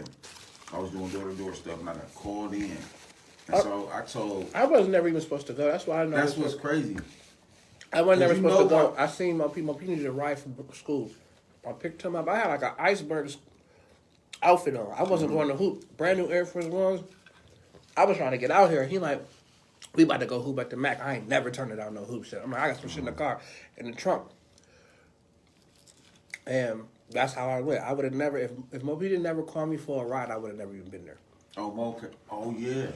It was crazy. That's what's crazy because I never forget because Mike and Jay was supposed to come get me, and then when I found out, I'm like, it was just unreal. It was unbelievable. Unreal. It was unreal, and it affected a lot of people. You know what I'm saying? Yeah. And it was tough. You know what I'm saying? For me, especially because I was surrounded by death a lot when I was young. You know what I'm saying? Like, and in times where I didn't understand why. You feel me? Yeah. You know what I'm saying? Like, so that was just seemed like it was gonna be part of my life. Like, that shit kind of made it more seem like, man, damn, this shit just gonna be forever like this. Yeah. You know what I'm saying? And I say all the time, man, that's the only guarantee in this life, right? Is that things are gonna change and For people sure. gonna die. For sure. And but you know, as I got older, I realized that nothing lasts forever shit pertains to everything. So things aren't gonna always be good, but things aren't always gonna be bad either. Right. You feel what I'm saying? So You gotta take your bad times, get through them how you can get through them. As long as you find ways that make you want to go to sleep at night and make you want to wake up in the morning, that's how you find your happiness. Right. Like people be searching for it in the wrong ways. You know what I'm saying? People and things. The world makes you feel that way though. Mm-hmm. You feel me? It makes you feel that those are the things that you need to be focusing on. It makes you feel like you should dwell on Drew Shine's death and not remember the man that he. You know what I'm saying? The kid that he was. Real shit. It just makes you feel that way. Man, when I say that boy lit me up so bad, bro. I'll never forget it because I thought I was an elite cracker. You know that's what Drew did. Like that's what he did. He was so fucking silly, man. Yeah. All of us were silly, but we was kids. You feel me? Doing what kids do. So now we at 2007. I just wanted to. I will be remiss if I didn't talk about Cuz. For sure. We at 2007. Man, so you get the relationship with Free, and then Rockefeller go under. And so how do you kind of pick up the pieces from there? You really don't at first because you don't know what's going on. So like, I don't know what's going on. Free don't even know what's going on. You feel me? So like, it's a whole thing. Like, people just expected the niggas from Rockefeller to just be like, all right, go ahead and go. What's next? But like, they were picked up out of the ghetto, put in a situation. Yeah. What people, especially Rockefeller, everything was done for them. You feel me? Dame put all the things together for them. They had like we just show up and rap. Mm-hmm. You feel what I'm saying? So once that was pulled from you, you got to learn how to on your own go out and do your own things. You know what I'm saying? Free was very fortunate that he was able to adapt. Yeah. You know what I'm saying? That's hard for anybody to do. It just is, especially when you also feel some kind of way. You feel, you know what I'm saying? Like, especially when you feel like everything has been stripped from you for a second, you know, because you're confused. You don't know what's going on. You know what I'm saying? Right. So it's a lot, you know. So I'm in the same boat. Like, I had all this opportunity that I thought I would have, and then right now it don't look like I got that same opportunity. You know what I'm saying? But with me, I made that opportunity. I make more opportunities. That's how I feel. Like, you know what I'm saying? So I still was doing music, but I also, you know, was doing other shit. I got a family to feed. You know what I'm saying? Yeah. So I'm trying to branch out. Yeah. You know what I'm saying? And do things. And mind you, it's not like things stopped. We still had shows and shit and doing like, that's one thing about what here in the city where people be like, man, you ain't put out nothing out. You just stop rapping up. Like, when I'm across the country doing all kind of shit. Yeah. You know what I'm saying? Yeah. Which keeps you relevant. Yeah. That's why I'm still relevant now. What keeps you still relevant today? You know what I'm saying? Like, all my relationships is intact because, you know, you just stay relevant. You feel me? And you genuinely a good person. And I'm genuinely a good person. And that's why me and Free so tight, because Free like the best nigga I ever met in my life. He just a genuinely good person. A good-hearted, kind-hearted person. Yeah. And everybody love Freeway. Uh-huh. You know what I'm saying? That's just how it is. Everybody, any celebrity that you could name just loves Freeway. You know what I'm saying? Because he's just a good nigga. That's just how it is. Here go a story of mine that I'm going to tell about you that you don't know. One night we went to the, not Coyote Joe's. What's the joint right down the street? Other place. The Shadow. We all at the Shadow. And at this time, I'm working at Jeep. You know, Nate in the league. So all our circle had some kind of money about themselves, or you know, everybody, or they was in the other things. But I remember stunting so crazy in the club, and I was about to get put out, and the police was right there, and the dude came up to me like, I don't even, you don't. I ran your record. You ain't no troublemaker or nothing. But if you came outside, he was like, "What's going on with my little bro?" And the police officer actually was like, "Hey, Clemmye, this is your people." That's you how remember that? Yeah, for sure. That's how I had it. He was like, "This your people." He's like, "Man, this is my little brother. We cool. We about to go back in there. I'll keep him under control." And I'm somebody who's never not in control. I was fresh out the church and everything. I just had some money. And you know start what I'm feeling saying? some kind of way, because how could you not? You know what I'm Yeah. saying? You know what I'm That's saying? a whole other thing too. Like all of that shit come with stuff. Like people don't put in perspective how things in your life changes you, Yeah. right? From not having no money to having some money. And that was only Jeep. Man. That's what I'm saying. But just any kind of money, because you know what's crazy about it is like, especially where we come from. Right? I say this to a lot of people that's around me, so people can kind of get understanding about how life works. Right? Mm-hmm. When you come from where we come from, and I don't mean the neighborhood, I just mean like our environment. Toledo. You know what I'm saying? Toledo is one of the poorest cities in America. You know what I'm saying? Economically, top 10. You know what I'm saying? And we all kind of have this when you grow up, right? And everybody kind of feels this way, like, so everything that kind of goes wrong with you and type of things that you equate to just like, if I had more money, I could change this. You feel me? But it's because it's the only thing that you know you don't have for sure. Right? So it's not until you actually get some money that you'll find out that that's not really what's wrong with you. Yeah. Right? It's like when we see these celebrities and be like, man, how are you so depressed? You got all that money. Right? How are you so fucked up? You got all that money. And it's like, money doesn't change you, or money doesn't help fill the void that you have. But our voids, we don't know why our void is how we are, because we just think it's because we don't have money. Yeah. Because why else would it be, right? Because we can just fill that void. You can feel that we want. Mm-hmm. You know what I'm saying? And it's not. I put a stat on Facebook yesterday that said, learn who you are. You feel me? Yeah. The worst thing that you can do for yourself is not show yourself your true self. Yeah.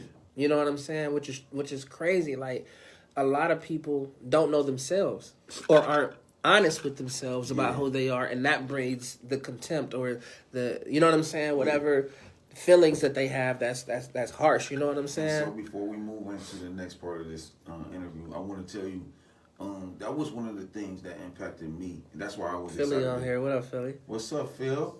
That's one of the things that impacted me when you was like, man,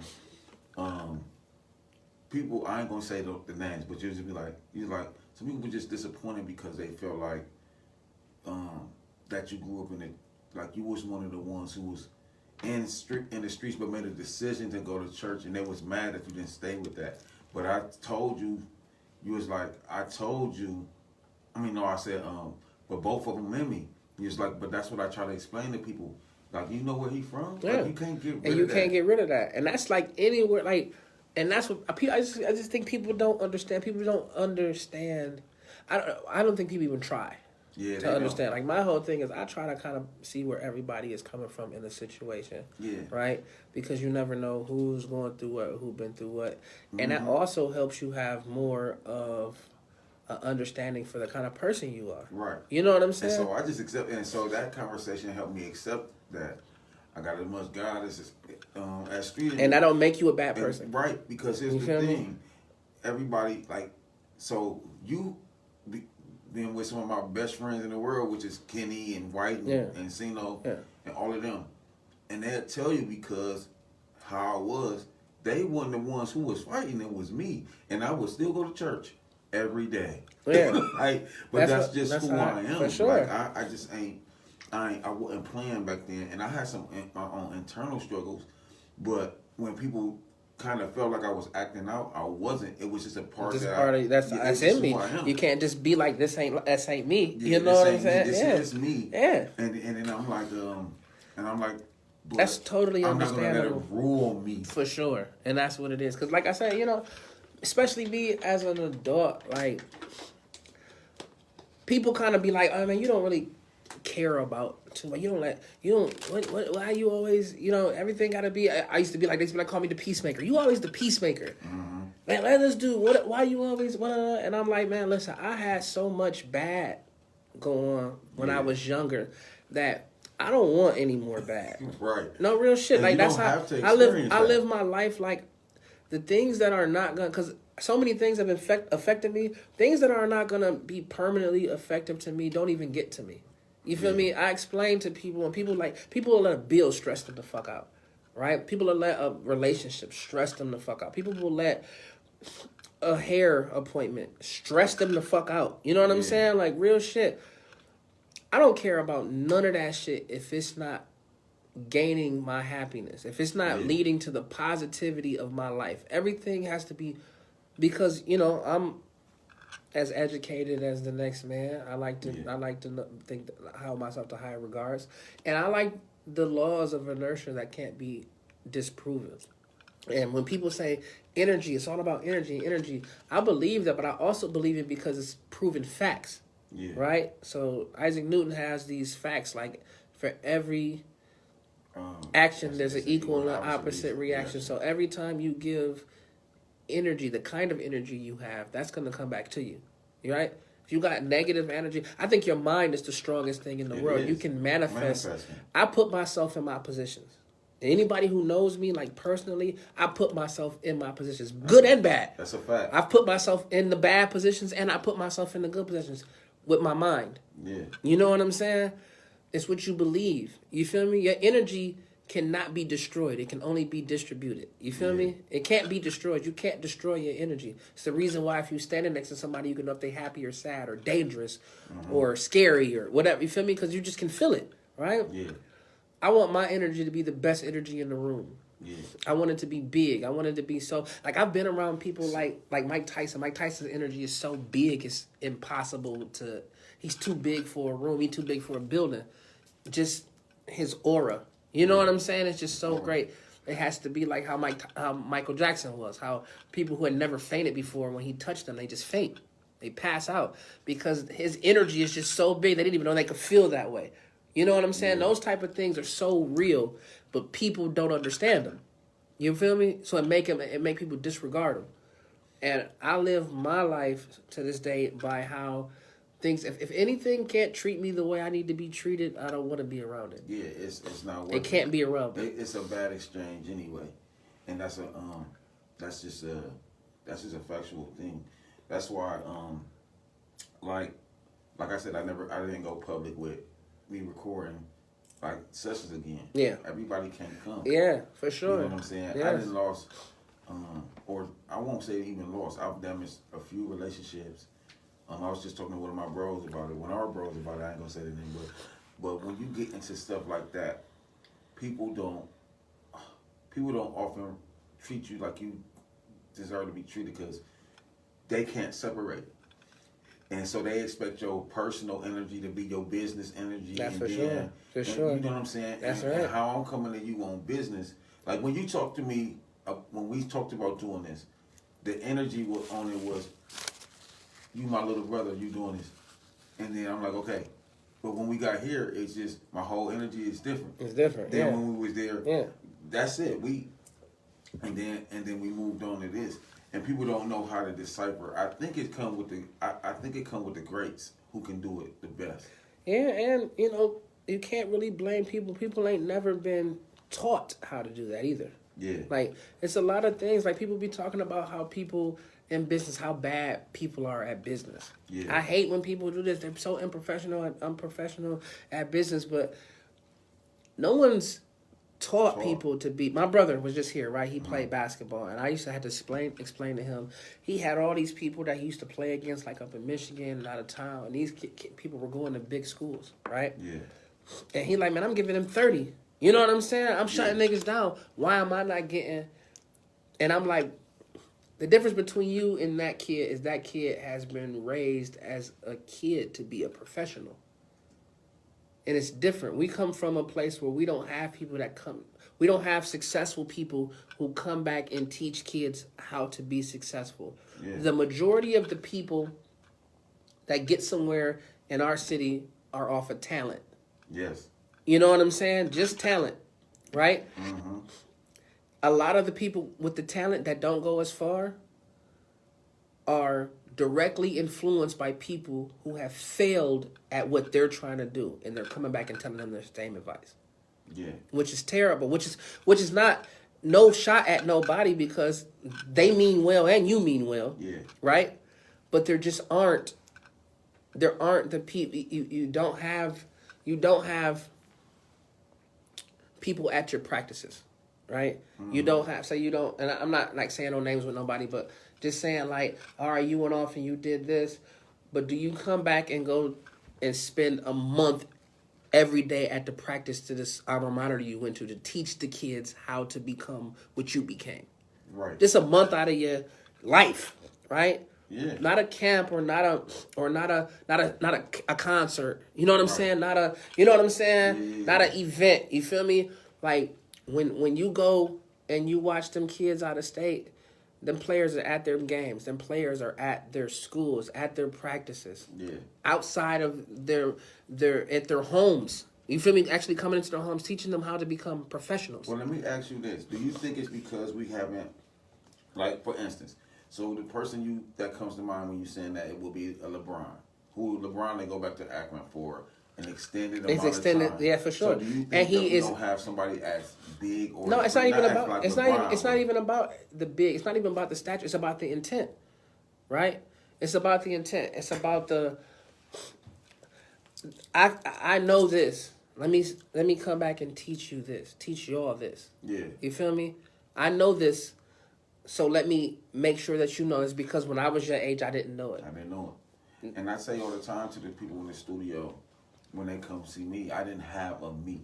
You know what I'm saying? I didn't have a me. Same with me. Yeah. Like that's my whole thing. Like if I had someone like me But we the when I age, was though. younger, you feel what I'm? It's different though, because I try my best to, like, people always be like, man, you be talking, you be preaching. I'm like, I'm just really want to educate anyone You know who what I wants already to. called You feel me? Years ago.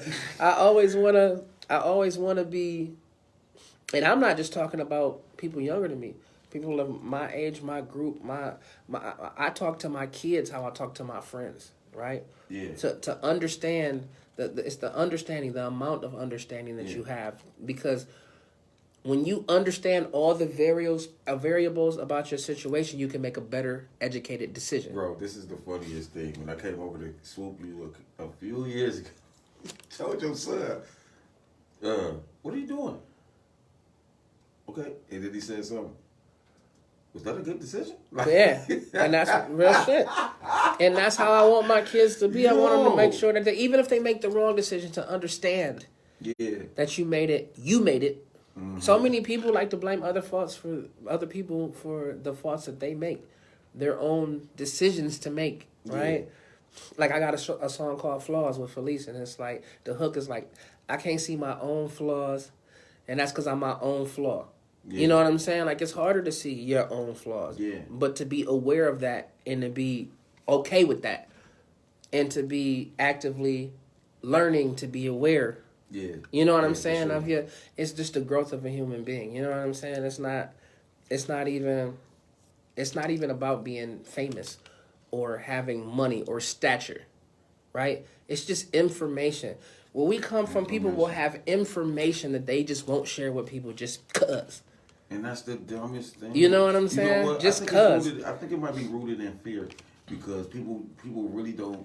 People really just didn't share the information with them. Yeah, a lot of people feel that way. A lot of people feel like nobody taught me this. Nobody told me this. Or nobody did this for me. Nobody did this for me. So the mentality ain't, since then nobody do this for me, let me do this for you. Let me do it. Yeah, you feel me? It's not that. The mentality is, you got to get it how I got it. For sure. You know what I'm saying? And some people just don't want to, you just don't want to get back to the environment. The environment here is so, you know how it is here. You know what I'm saying? So once you make it out, you just don't want to feel like how being here makes you feel. Yeah. You feel me? Being in an environment. It's weighty in Toledo. It is. It's weighty. It's heavier. You know what I'm saying? For you. So, and all these people always be like, why you never moved? Why you never moved? And I'm like, well, I love my city.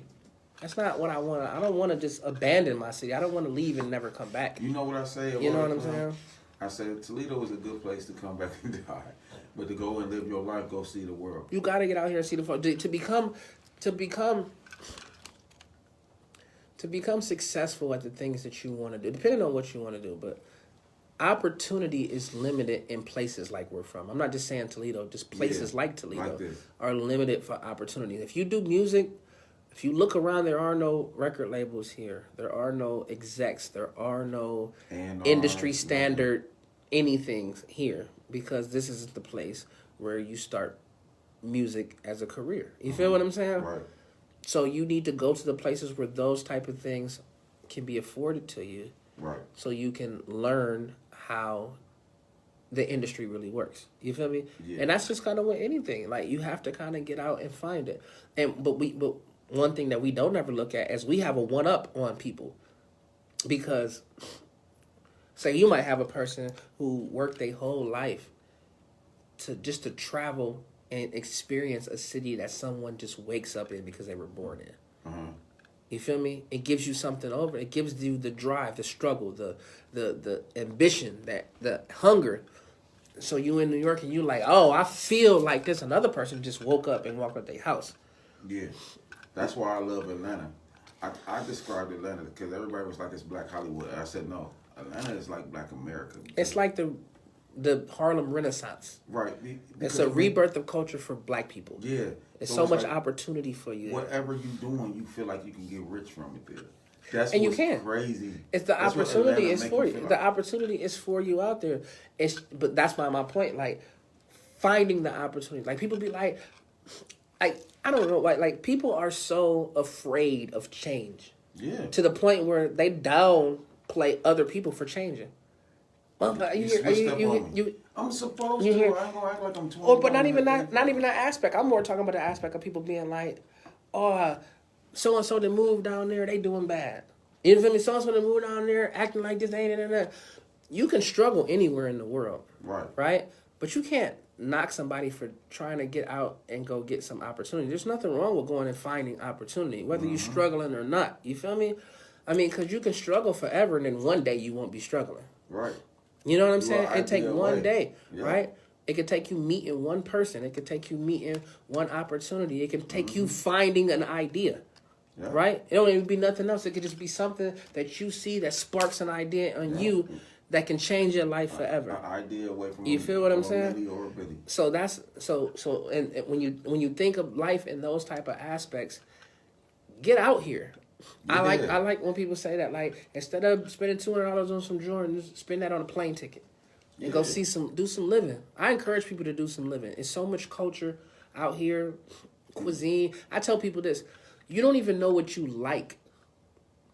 That's crazy. People are adults; they don't even know what they like because they haven't been exposed to things that they might love. Yeah, and listen, bro. You know what I'm saying? I can't talk about. I tell you off air, but I tell you like, and me being open to different kinds of people, even with everything that I didn't experienced in life, just being open to different people have open in different situations have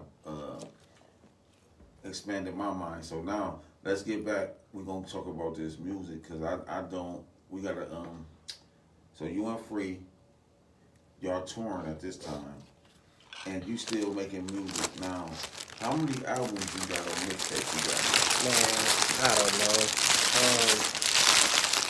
The Hollow Boy shit was just it was so much in that in itself, man. We did so many things. You know what I'm saying? So, man, I don't know. There's a lot of bodies of work. I'm proud of each one individually. I know I got 4 records with you. Great records. So Great records. I love our record on Violent Giant. yeah. So let's talk about that. And before Chief Alone. Great. How did Violent Giant come about? Man, so me. I was listening to Chief 2020 album. And I just couldn't stop listening to it. I listened to it for like 3 months straight. Like every time I got in the car, I just was listening to it. I was stuck on it. So then we both recording at Logic crib. You feel me? So I walk in Logic crib. I see Chief. I say, "We doing the album." He like, "All right." And that's how it started. So we just and it went in stages. It took a while for us to do the album because it went in stages. We didn't know what we were doing. We didn't have a name for it, or it wasn't, you feel me? We just started doing some music, right? And then we did one of these workshops where we had a bunch of talented young cats. Just come over and, you know what I'm saying, just start doing. You were supposed to come over, you know what I'm saying? You didn't make it, but you didn't know what it was going to be. Nobody knew what it was going to be, you feel me? So we just had a series of producers, singers, rappers. Everybody wanted to come. Violent Giant, the album was really open, like for real. It was a lot of opportunity for people to be on it because we just invited whoever wanted to come. Right. You know what I'm saying? And because it was just new, it was something that we were doing. So, anyways, we got a couple records together. I think we might have did like 5 records because we ended up doing like almost 30 records. Yeah. You know what I'm saying?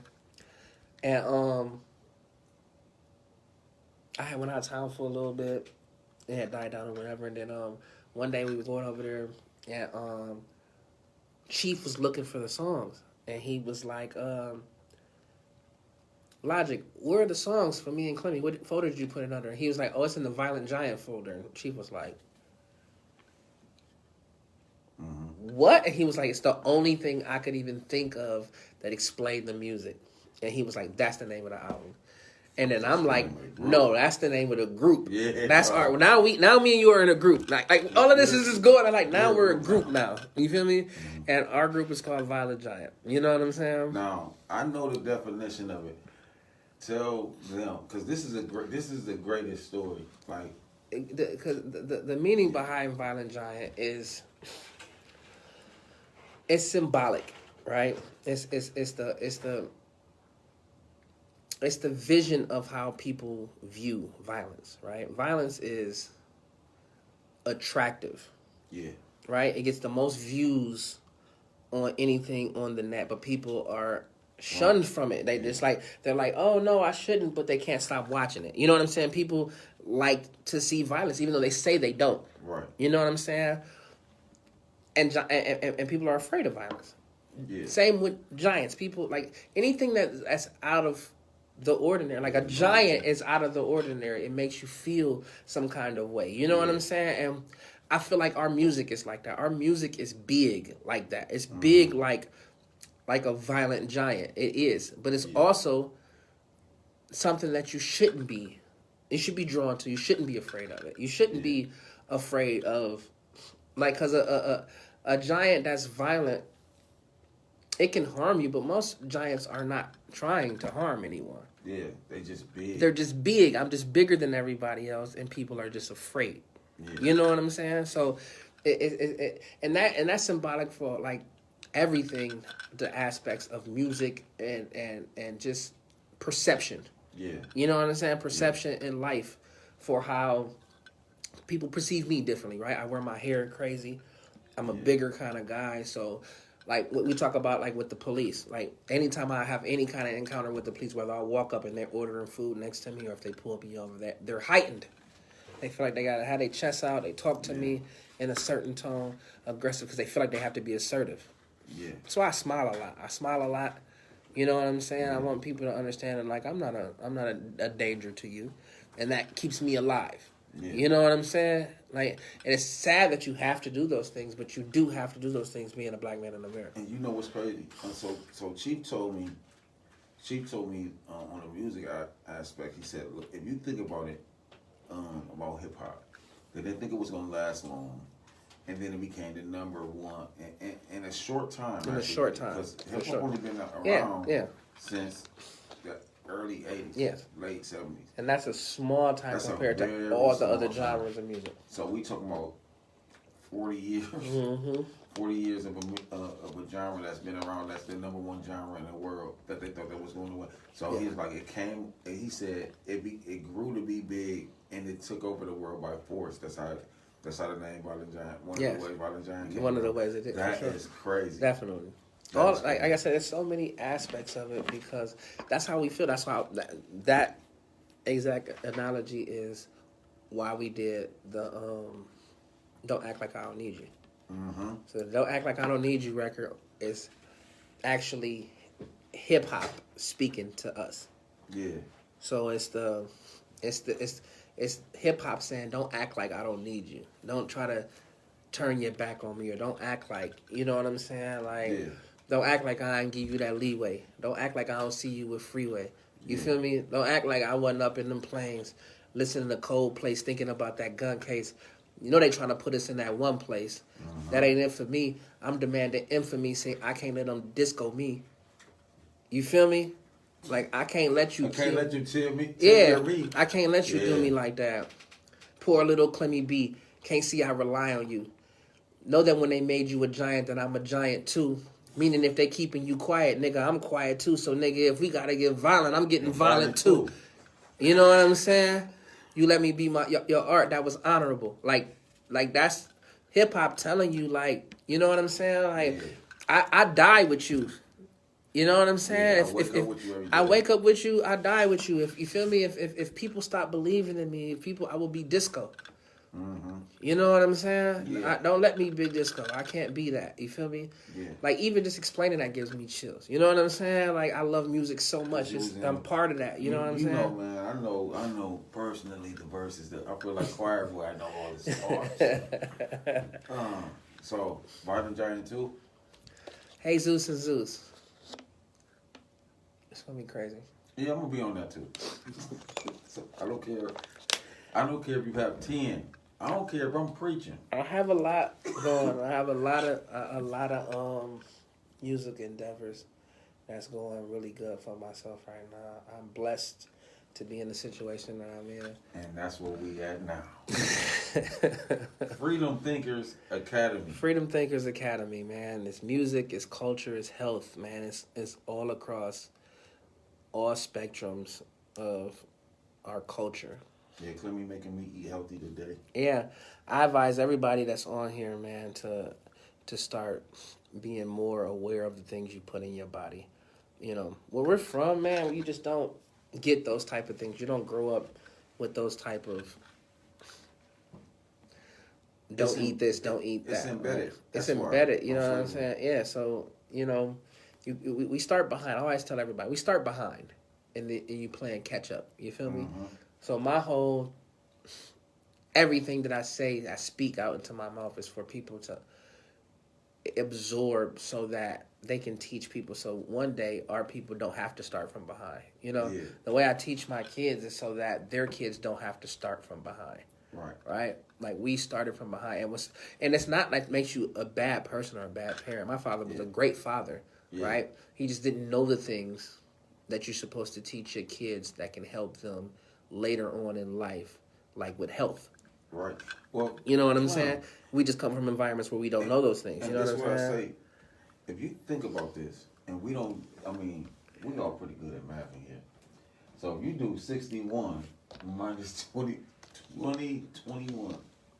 what year that leave us in?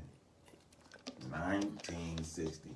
You know how crazy it was in 1960 to be black? That's crazy. why when people still think that, you know, like, certain things, of course we know that racism and stuff exists, but it's the mindset that has not been. It's still a generation who full blown alive and kicking, who believe for sure. stuff. How could they not? And what's crazy about that is that like America was built on racism.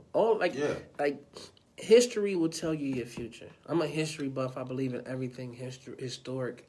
That you can find the real information behind things and make sure that not the history that they teach you. You feel me? Yeah. Shout out to freedom thinkers. For sure, you gotta think. You gotta think your reality into. You know what I'm saying? Yeah. So, like I have this concept, right?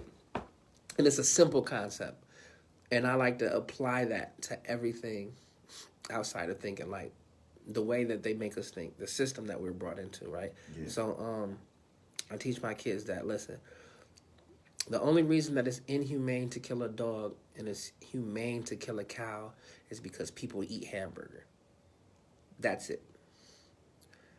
The reality of it is they're both humans. I mean, they're mammals. They're not humans, but they're, you know what I'm saying? Yeah. They're living and they're breathing, right? Yeah. Killing one should be equally as bad as killing the other one.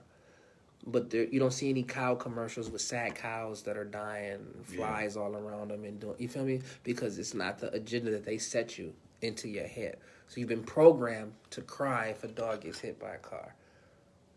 You know what I'm saying? You've learned, that's been taught. If you go into everything that you learn, all of it's programmed. It's taught to you. And racism is a lot of the same. It's just programmed into you. Nobody grows up hating anyone. Yeah. You know what I'm saying? When you see two babies, they just play. No matter what color they are. You feel me? Mm-hmm. Until the society programs you that you are different. You know what I'm saying? You're And different. They're you're different. better and they're lesser. Thank you. You feel me? The dog is better than the cow. Yeah, and the thing is, and to piggyback off that, And it's worse than that. Like they'll put you in the jail for killing a dog. yeah. You feel what I'm saying? But you can. But people kill cow every day. This is why, because you can be whatever you can befriend. Like you can befriend a dog, you're not gonna befriend a cow. No, we don't know that. Or you see what I'm saying? Yeah. Society don't. You don't know that. So we don't know. We don't know that because they don't give us that opportunity. That's not the opportunity people give you. But people give you that this is a pet and this isn't a pet. This has a. This is this because we purpose, eat this. and Yeah. this purpose. You see what I'm saying? But that's what I said that to say it in reference to us. We are taught. We are shown as violent. This is why you want to treat these. This people kind like of person like this. This is why. Definitely. This is the reason. I got a story about that. So when I was in Atlanta a couple years ago in 2018, I was in an Uber and I always like to talk to my Uber drivers. And the Uber driver went to University of Toledo and he was from Ghana. And I'm like, oh, I'm from Toledo. You know what I'm saying? We talking. And then we started talking about politics because, everybody talk about Trump or whatever. And we started talking about things. And he said something that fucked me up. He said, he thought he was always under the impression that America treated Arabic people the way that they treat them now. And I said, but he never came into America until 2005. And I had explained to him, like, no, before 9/11, they only treated black people that way. Mm-hmm. You feel me? Yeah. Do you see how fast in 17 years it changed the culture of a race, the way people see a race? Yeah. I said the way that they market how Arabic people are, you would think that one of them had ever actually done something to you or something. Yeah. Right? I know a lot of Arabic people. They're mostly all peaceful people that I know. You know what I'm saying? That everybody else know. I don't really know too many people that, you feel me? There's crazy people, just people. Period. You feel me? But the narrative to make a race seem like one kind of person was fulfilled and done on purpose. You see what I'm saying? Yeah. That's what America does to you. It does that to you. It puts things in place, brainwashes you. When you got, after 9/11, I don't know if y'all flew a lot, but I flew a lot. And they had this terror alert. And it used to be like, the terror alert is orange. The terror alert is orange. It would be on like every 30 seconds. And orange is right under red. At red, it means with somebody in here blowing this motherfucker up right now. So it would be orange, and it made you feel like you were in fear. And then all you hear is that, and then all you see on the TVs in the airport is Osama bin Laden. You know what I'm saying? It's putting the two, it's subconsciously training you to be afraid of a person that looks like that. You know what I'm saying? That's just all it is. And I know that to be a rouge and a fact because the day Obama got in office, he just took them out the airports. You never needed them. No one was ever in fucking danger. I just need you to feel like you're in danger because fear, America runs on fear, right? Yeah, I was just about to say America runs on fear. After 9/11, they go and they invade a country that has nothing to do with 9/11. But as long as everybody's afraid, they're not going to say shit. I don't give a fuck where you go as long as you can make me not afraid no more. I'm afraid people doing shit in America, right? Yeah. The same shit with the COVID. It's the fear. Nobody is talking about how the fear is killing people, right? The fear of my grandmother won't come out of her house. I haven't seen her in a year. Mm-hmm. You feel me? My grandparents, they're aging. It's aging. It's actually literally killing them just being afraid. You see what I'm saying? Yeah. And with that being done, right? Cancel Thanksgiving and Christmas. Said, come pick your place up. I got them in the box. But with that being done, though, right? People are making the most money that's ever been made in U.S. history. Including us, though. But that's my point. My point is all of this, it doesn't work without the fear. Right? It doesn't work without the fear. So whether they did it on purpose or they're taking advantage of it, either way, it's a system. You scare the American people, and then you get wealthy. In times of crisis, people get wealthy. I can give you a million examples. Yeah. A million examples. Yeah, for sure. A million examples. This is what I do. Give the people one. Because, I can't put everybody into our personal conversation. So to get out of the Great Depression, we needed to get into the war. Right? So, and a war that didn't have anything to do with us, right? Yeah. War didn't have anything to do with us. So they used the example of bombing a ship, right? To be like, oh, we have to go to war. You know what I'm saying? Like, because we are the number one producer of steel. War makes us money. Times of crisis and violence, we make money. And we're powerful. And we needed to build. You know what I'm saying? We needed to build. We need to be in these type of things. So, and that's everywhere. The bombing of the Lusitania, or if the bombing of Pearl Harbor. All of that shit. All of the things that could have been prevented, that we could have prevented. People are like, we can't prevent that. Let's not prevent that. Because if that act happens, we can use that act into getting into war. Yeah. You see what I'm saying? Yeah. Because the American people don't want to hear nothing. I need reaction. I need you to... I need results. I need results. I need you to go pay for whoever the fuck did this. You see what I'm saying? And they just... Since the beginning of the time, that's just how it's the same system. It's the same system. Let's scare the people, and then let's go do what we want to do. And people ain't going to say shit about it after they're afraid. Because they're afraid. Because they're afraid. I just want you to make me not afraid again. It's just how it is. And so I wanted people to hear that, because that's, to me, those are the important conversations that's not happening. I mean, because we can get up here and talk about music, but if y'all know Clemmye and y'all know me, y'all know our life. We put the music, we put the lifestyle in the music. We talk like this, so you know, that's just the simple things that I want to touch on. So, how did Freedom Thinkers Academy get started? Freeway signed a deal with Rock Nation in 2018 and put an album out under them. And with his relationship with Jay-Z, he was able to obtain a record label. So we have our own record label under the umbrella of Rock Nation, Right. which is the Freedom Thinkers Academy. And Free has had his own health issues.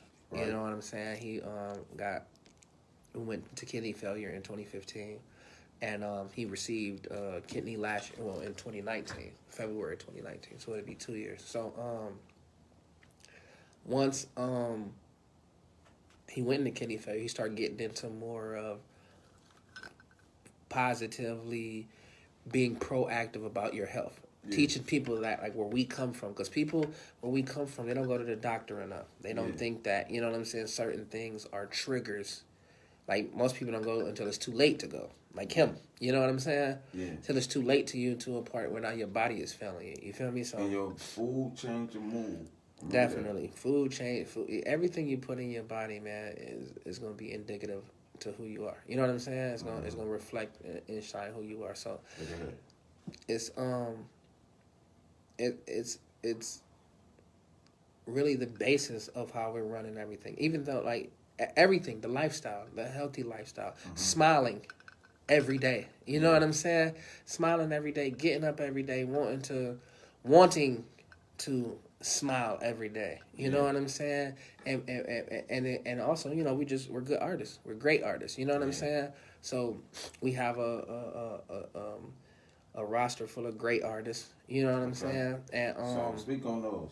So of course, Felice Ofay is from the town, from the city, man, and he is, man, one of the most talented kids you're gonna meet, I believe. And I've told him this the day I met him, and still to this day, I believe he's gonna be the biggest artist in the world one day.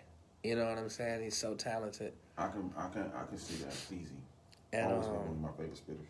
We have a young kid. He just turned 12 years old. His name is Cartier Young, and man, he is something special, man. I seen him. Is he from Philly? He from Philadelphia. Okay. Yeah, he from Philadelphia, man. And dog, he got some records, man. He got some good records, man. And I'm talking about the kid. He write his own stuff, man. He got his own cadence, his own swag. He be, you know what I'm saying?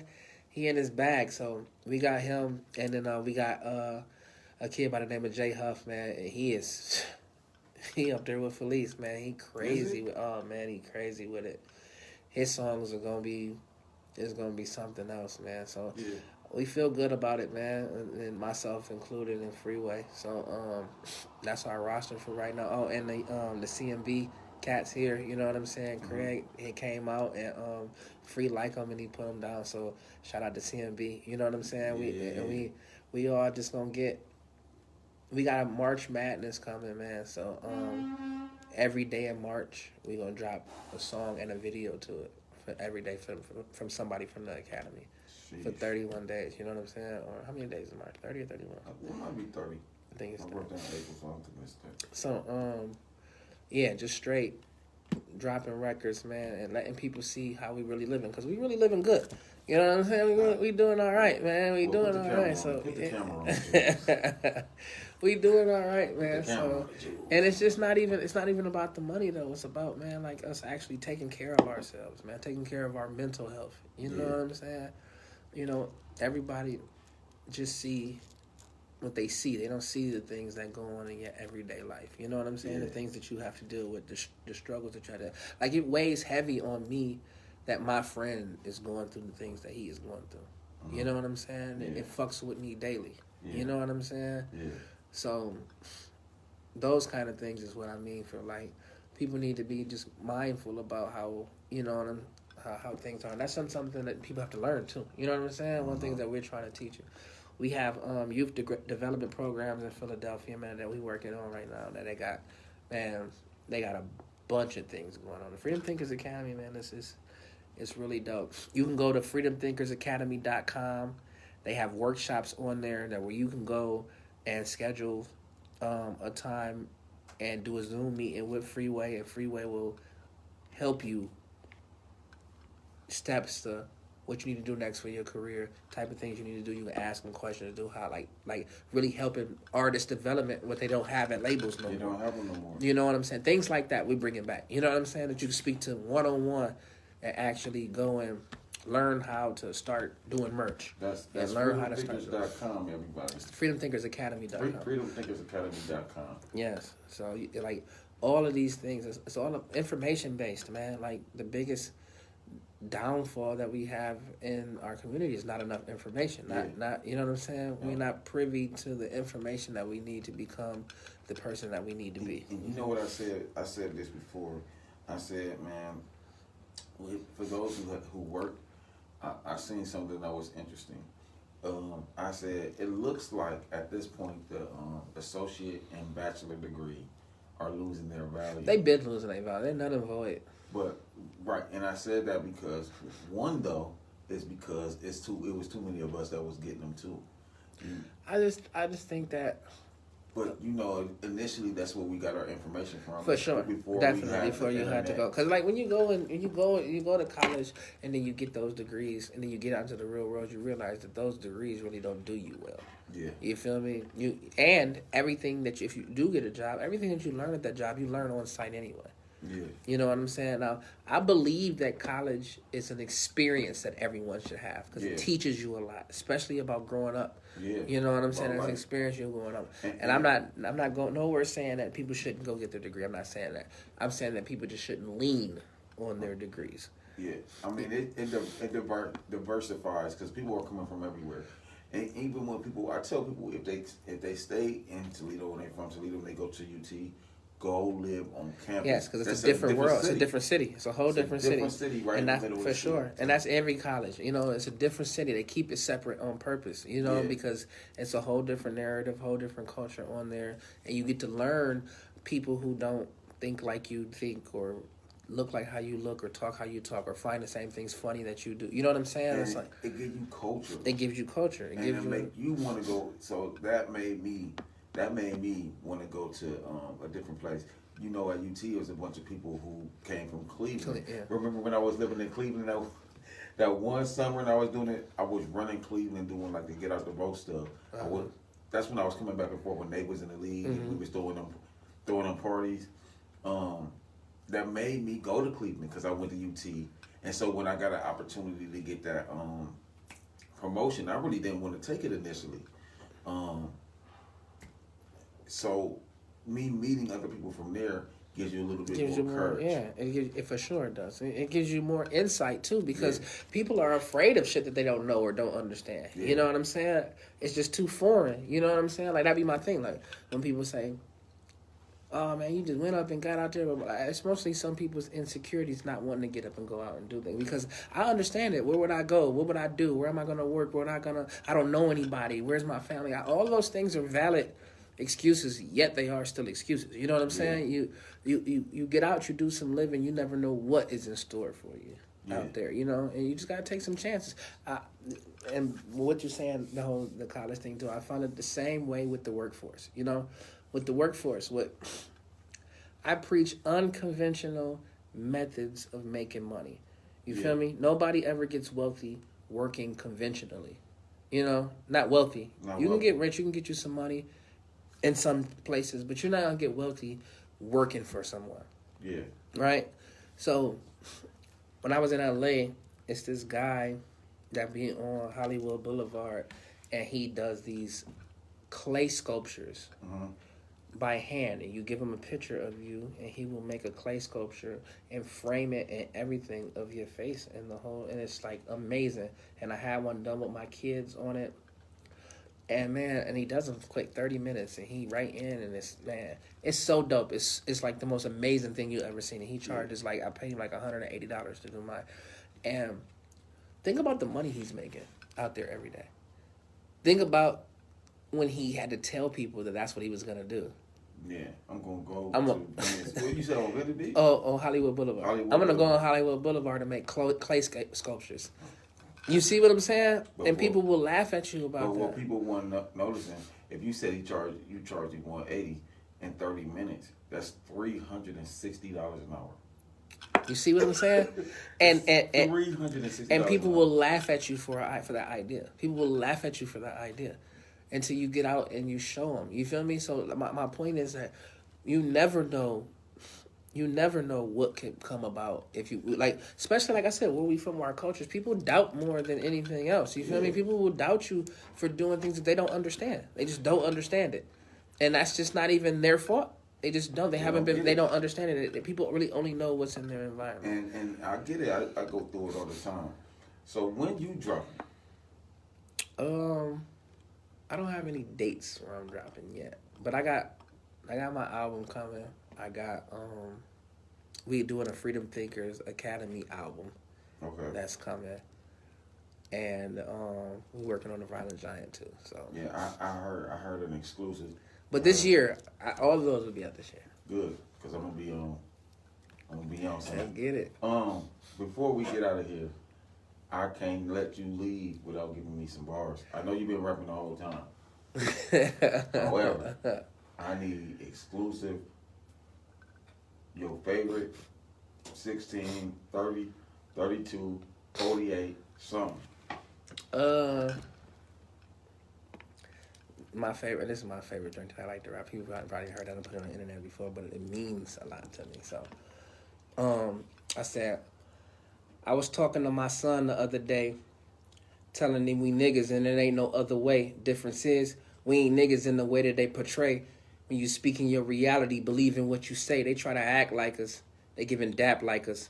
Culture overdose. Either you live in it or you comatose. Strip you naked, still they can't take it. It's in your chromosomes. They just trying to sun us and kill us, nigga. What's going on? Clemmye Malcolm X with a bullet, nigga. I'm going long. Hail Mary, they think my hair's scary. Hell, spare me all them false comments while living with false prophets who images false prophets, hate and promote gossip. I'm God in the image of myself. My imagery is blessed. 40 cal, black as Idris Alba on the desk. Every hour on the sec, I got power. 15,000 on my neck for respect. Interject, I will devour. Swear these niggas out here cowards, I digress. Still I rose, there ain't no flowers on my chest. It's just honor on my breath. Every word I'm Rocky climbing up them steps. For every nigga they let Drago put to rest. Shit, I got him, bitch, I'm next. R.I.P. to Stony, Drew, and Ness. Got me sleeping less. I'm so deep in this. Gotta beat this shit. Moral codes, I live and abide by them. Drew Hump, nigga, know I live and I die about it. Clemmye. Listen, man. When I tell y'all who my favorite rapper is, something light, man. You know what I'm saying? But, you know. I'm gonna do this. If I had a girl, would you call? I want to redo that record. I told Tub we might. What Tub talking about, man? That's what we own it. That might be the 2021 version, man. We might get back to that joint. You feel me? And I know. Look, my brother be watching. So Tub, Tub. I need it. Y'all know. We y'all definitely need know that. how I feel. We need you know that how I feel rejoint. about that. Man, we need that redid, Look, man. I almost was like, That joint might have just been before its time, man. I almost got signed because of that record, man. That's yeah, crazy. I know. Bro. Bro. I would tell this last story real quick. So I used to go to Philadelphia a lot. I had ran into this cat, right? His name is Jason Kibble, and he did like marketing for Def Jam. You feel me? I didn't notice. Like, he just called me out the blue one day, and he was like, "Hey, man, you gave me this CD. It was the Times Up CD when I was, Yeah. when I had just first did the CD." And he's like, "Man, my name is this, and I do this, do that." And he was like, "I want to do some marketing for you." So I'm like, "All right, bet." So we got together, and we never really got into, because like the contract that he sent me was kind of more like a management. / marketing joint, and I had already had management. I was, just start fucking with the manager that I was fucking with. So I'm like, well, we just never really did no business, but we kept in touch. So one day I'm in Philadelphia. I had just made the Give Me Your Draws joint. You know what I'm saying? It's called A Little Romance, but I bump into him and we like, yeah, we talking. And he's like, "You got any music?" And I'm like, "No, just the music that I just made that I'm listening to. It wasn't even out yet." And he was like, I'm like, "You can get the CD though." So I give him the CD. So he's like, he calls me in like 10 minutes and he like, "Yo, who have you let hear this?" And I'm like, "Well, ain't nobody really heard it. I just kind of made it." And he was like, "Listen, Tina Davis is leaving Def Jam." And he's like, "She's my best friend." And he's like, "She's coming this weekend and she's staying over at my house. I want to play this for her." You know what I'm saying? She's going independent, and let me play this music to her, and then I see what's up with you. I'm like, "All right, bet." So he calls me that Monday, and he, "Come get with me." So I get with him and get in his car, and he like, "Yo, Tina loves the song." And she was like, "But she put all her money into this kid that she has, and his name is Chris Brown." It's a true story. Man, what? And he played the Run It record for me. It didn't even have Jewels on it. It was just him on there. And he was like, "Yo, this kid is going to be amazing, man. He dances and he sings and he's amazing. He's 16 or 15, 16, whatever he was back then." He's like, "And he's going to be incredible." You know what I'm saying? Yeah. So she was like, all her chips is into him right now, And, shout out to Chris Brown. Thoughts on battle rap right now? Yeah. I love where battle rap is. I love the culture. I love from where it come from to where it is now, because, people looked down on battle rap for so long. You know what I'm saying? Like, what's crazy is I remember when I first got with Hassan and he started managing me, and I wanted to be in this battle that was on TV that they were hosting. And he was like, "I can't put you in a battle because once you labeled as a battle rapper, I can't make no money off you. Because the labels won't fuck with you if you a battle rapper." You know what I'm saying? And that's crazy because it's just an art form. You know what I'm saying? That's a terrible stigma to give people who are as talented as they are. Yeah. You know what I'm saying? So I'm so glad that their platform has risen to it for sure. RC, shout out to my little brother. RC, interviewed Pain. Okay. I wish I would have did, because RC really ain't into. I'm a diehard battle. I go to the joints, so you know know what I'm saying. I'll be right in them joints. You feel me? Look, so I seen Marv without you there. Yeah. He knew exactly who I was. Oh yeah, well, Marv, my man. You know I know. what I'm saying? So He's Marv like, is so talented, man. Clemmye. He's like, and we White and all them. He's like, yeah. I said, yeah, they're my brothers. Yeah. I said, but I'm the singer. I'll do the battle rap. Yeah. They be trying to get me to battle rap after I did the for the pussy challenge. Oh yeah. My joint went viral, and Fable put me on his, Instagram and all that. You feel me?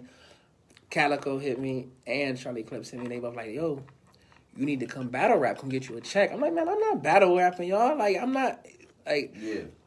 Y'all do this for, those is two different sports. You feel me? And it's crazy, man, and then we ain't got that much time for this interview, but just the relationship with Chris Siege and Clips. Clips. For sure. Like that's how I was. He was over Siege house, and he like, "Yo, you can come get come get a check real quick out of this. You know what I'm saying? Like, cause you like, I guess they had never seen me in that animated, like, cause you got to be animated to do the battle rapping. Yeah. You know what I'm saying? And I'm like, I could get that way. I just don't. That's not my forte. I stick to what I do. Yeah, you would smoke somebody. But yo, this has been Shan Dig for Dig That. Yeah. This is my older brother. Yes, one of the Clemmye. people who I look up to forever. This is Clemmye. Yes, Violent Giant, man. 1/2. Shout out to Chief Alone. Shout out to my brother Chief Alone. Shout out to the Academy, man. I think I'm gonna do a joint with Chief and you, like a whole joint. Let's do it. All right, man. It's love, man. Good to see y'all. Love it. 419Grind. For sure. Shout out to everybody that stayed with me on my live, man. There's still 27 people on here. I'm hot, man. That's what's up. 47 people for 3 hours? No, it was more than that, but it's still 27 people now. Yeah, they stuck with me. That's what's up, man.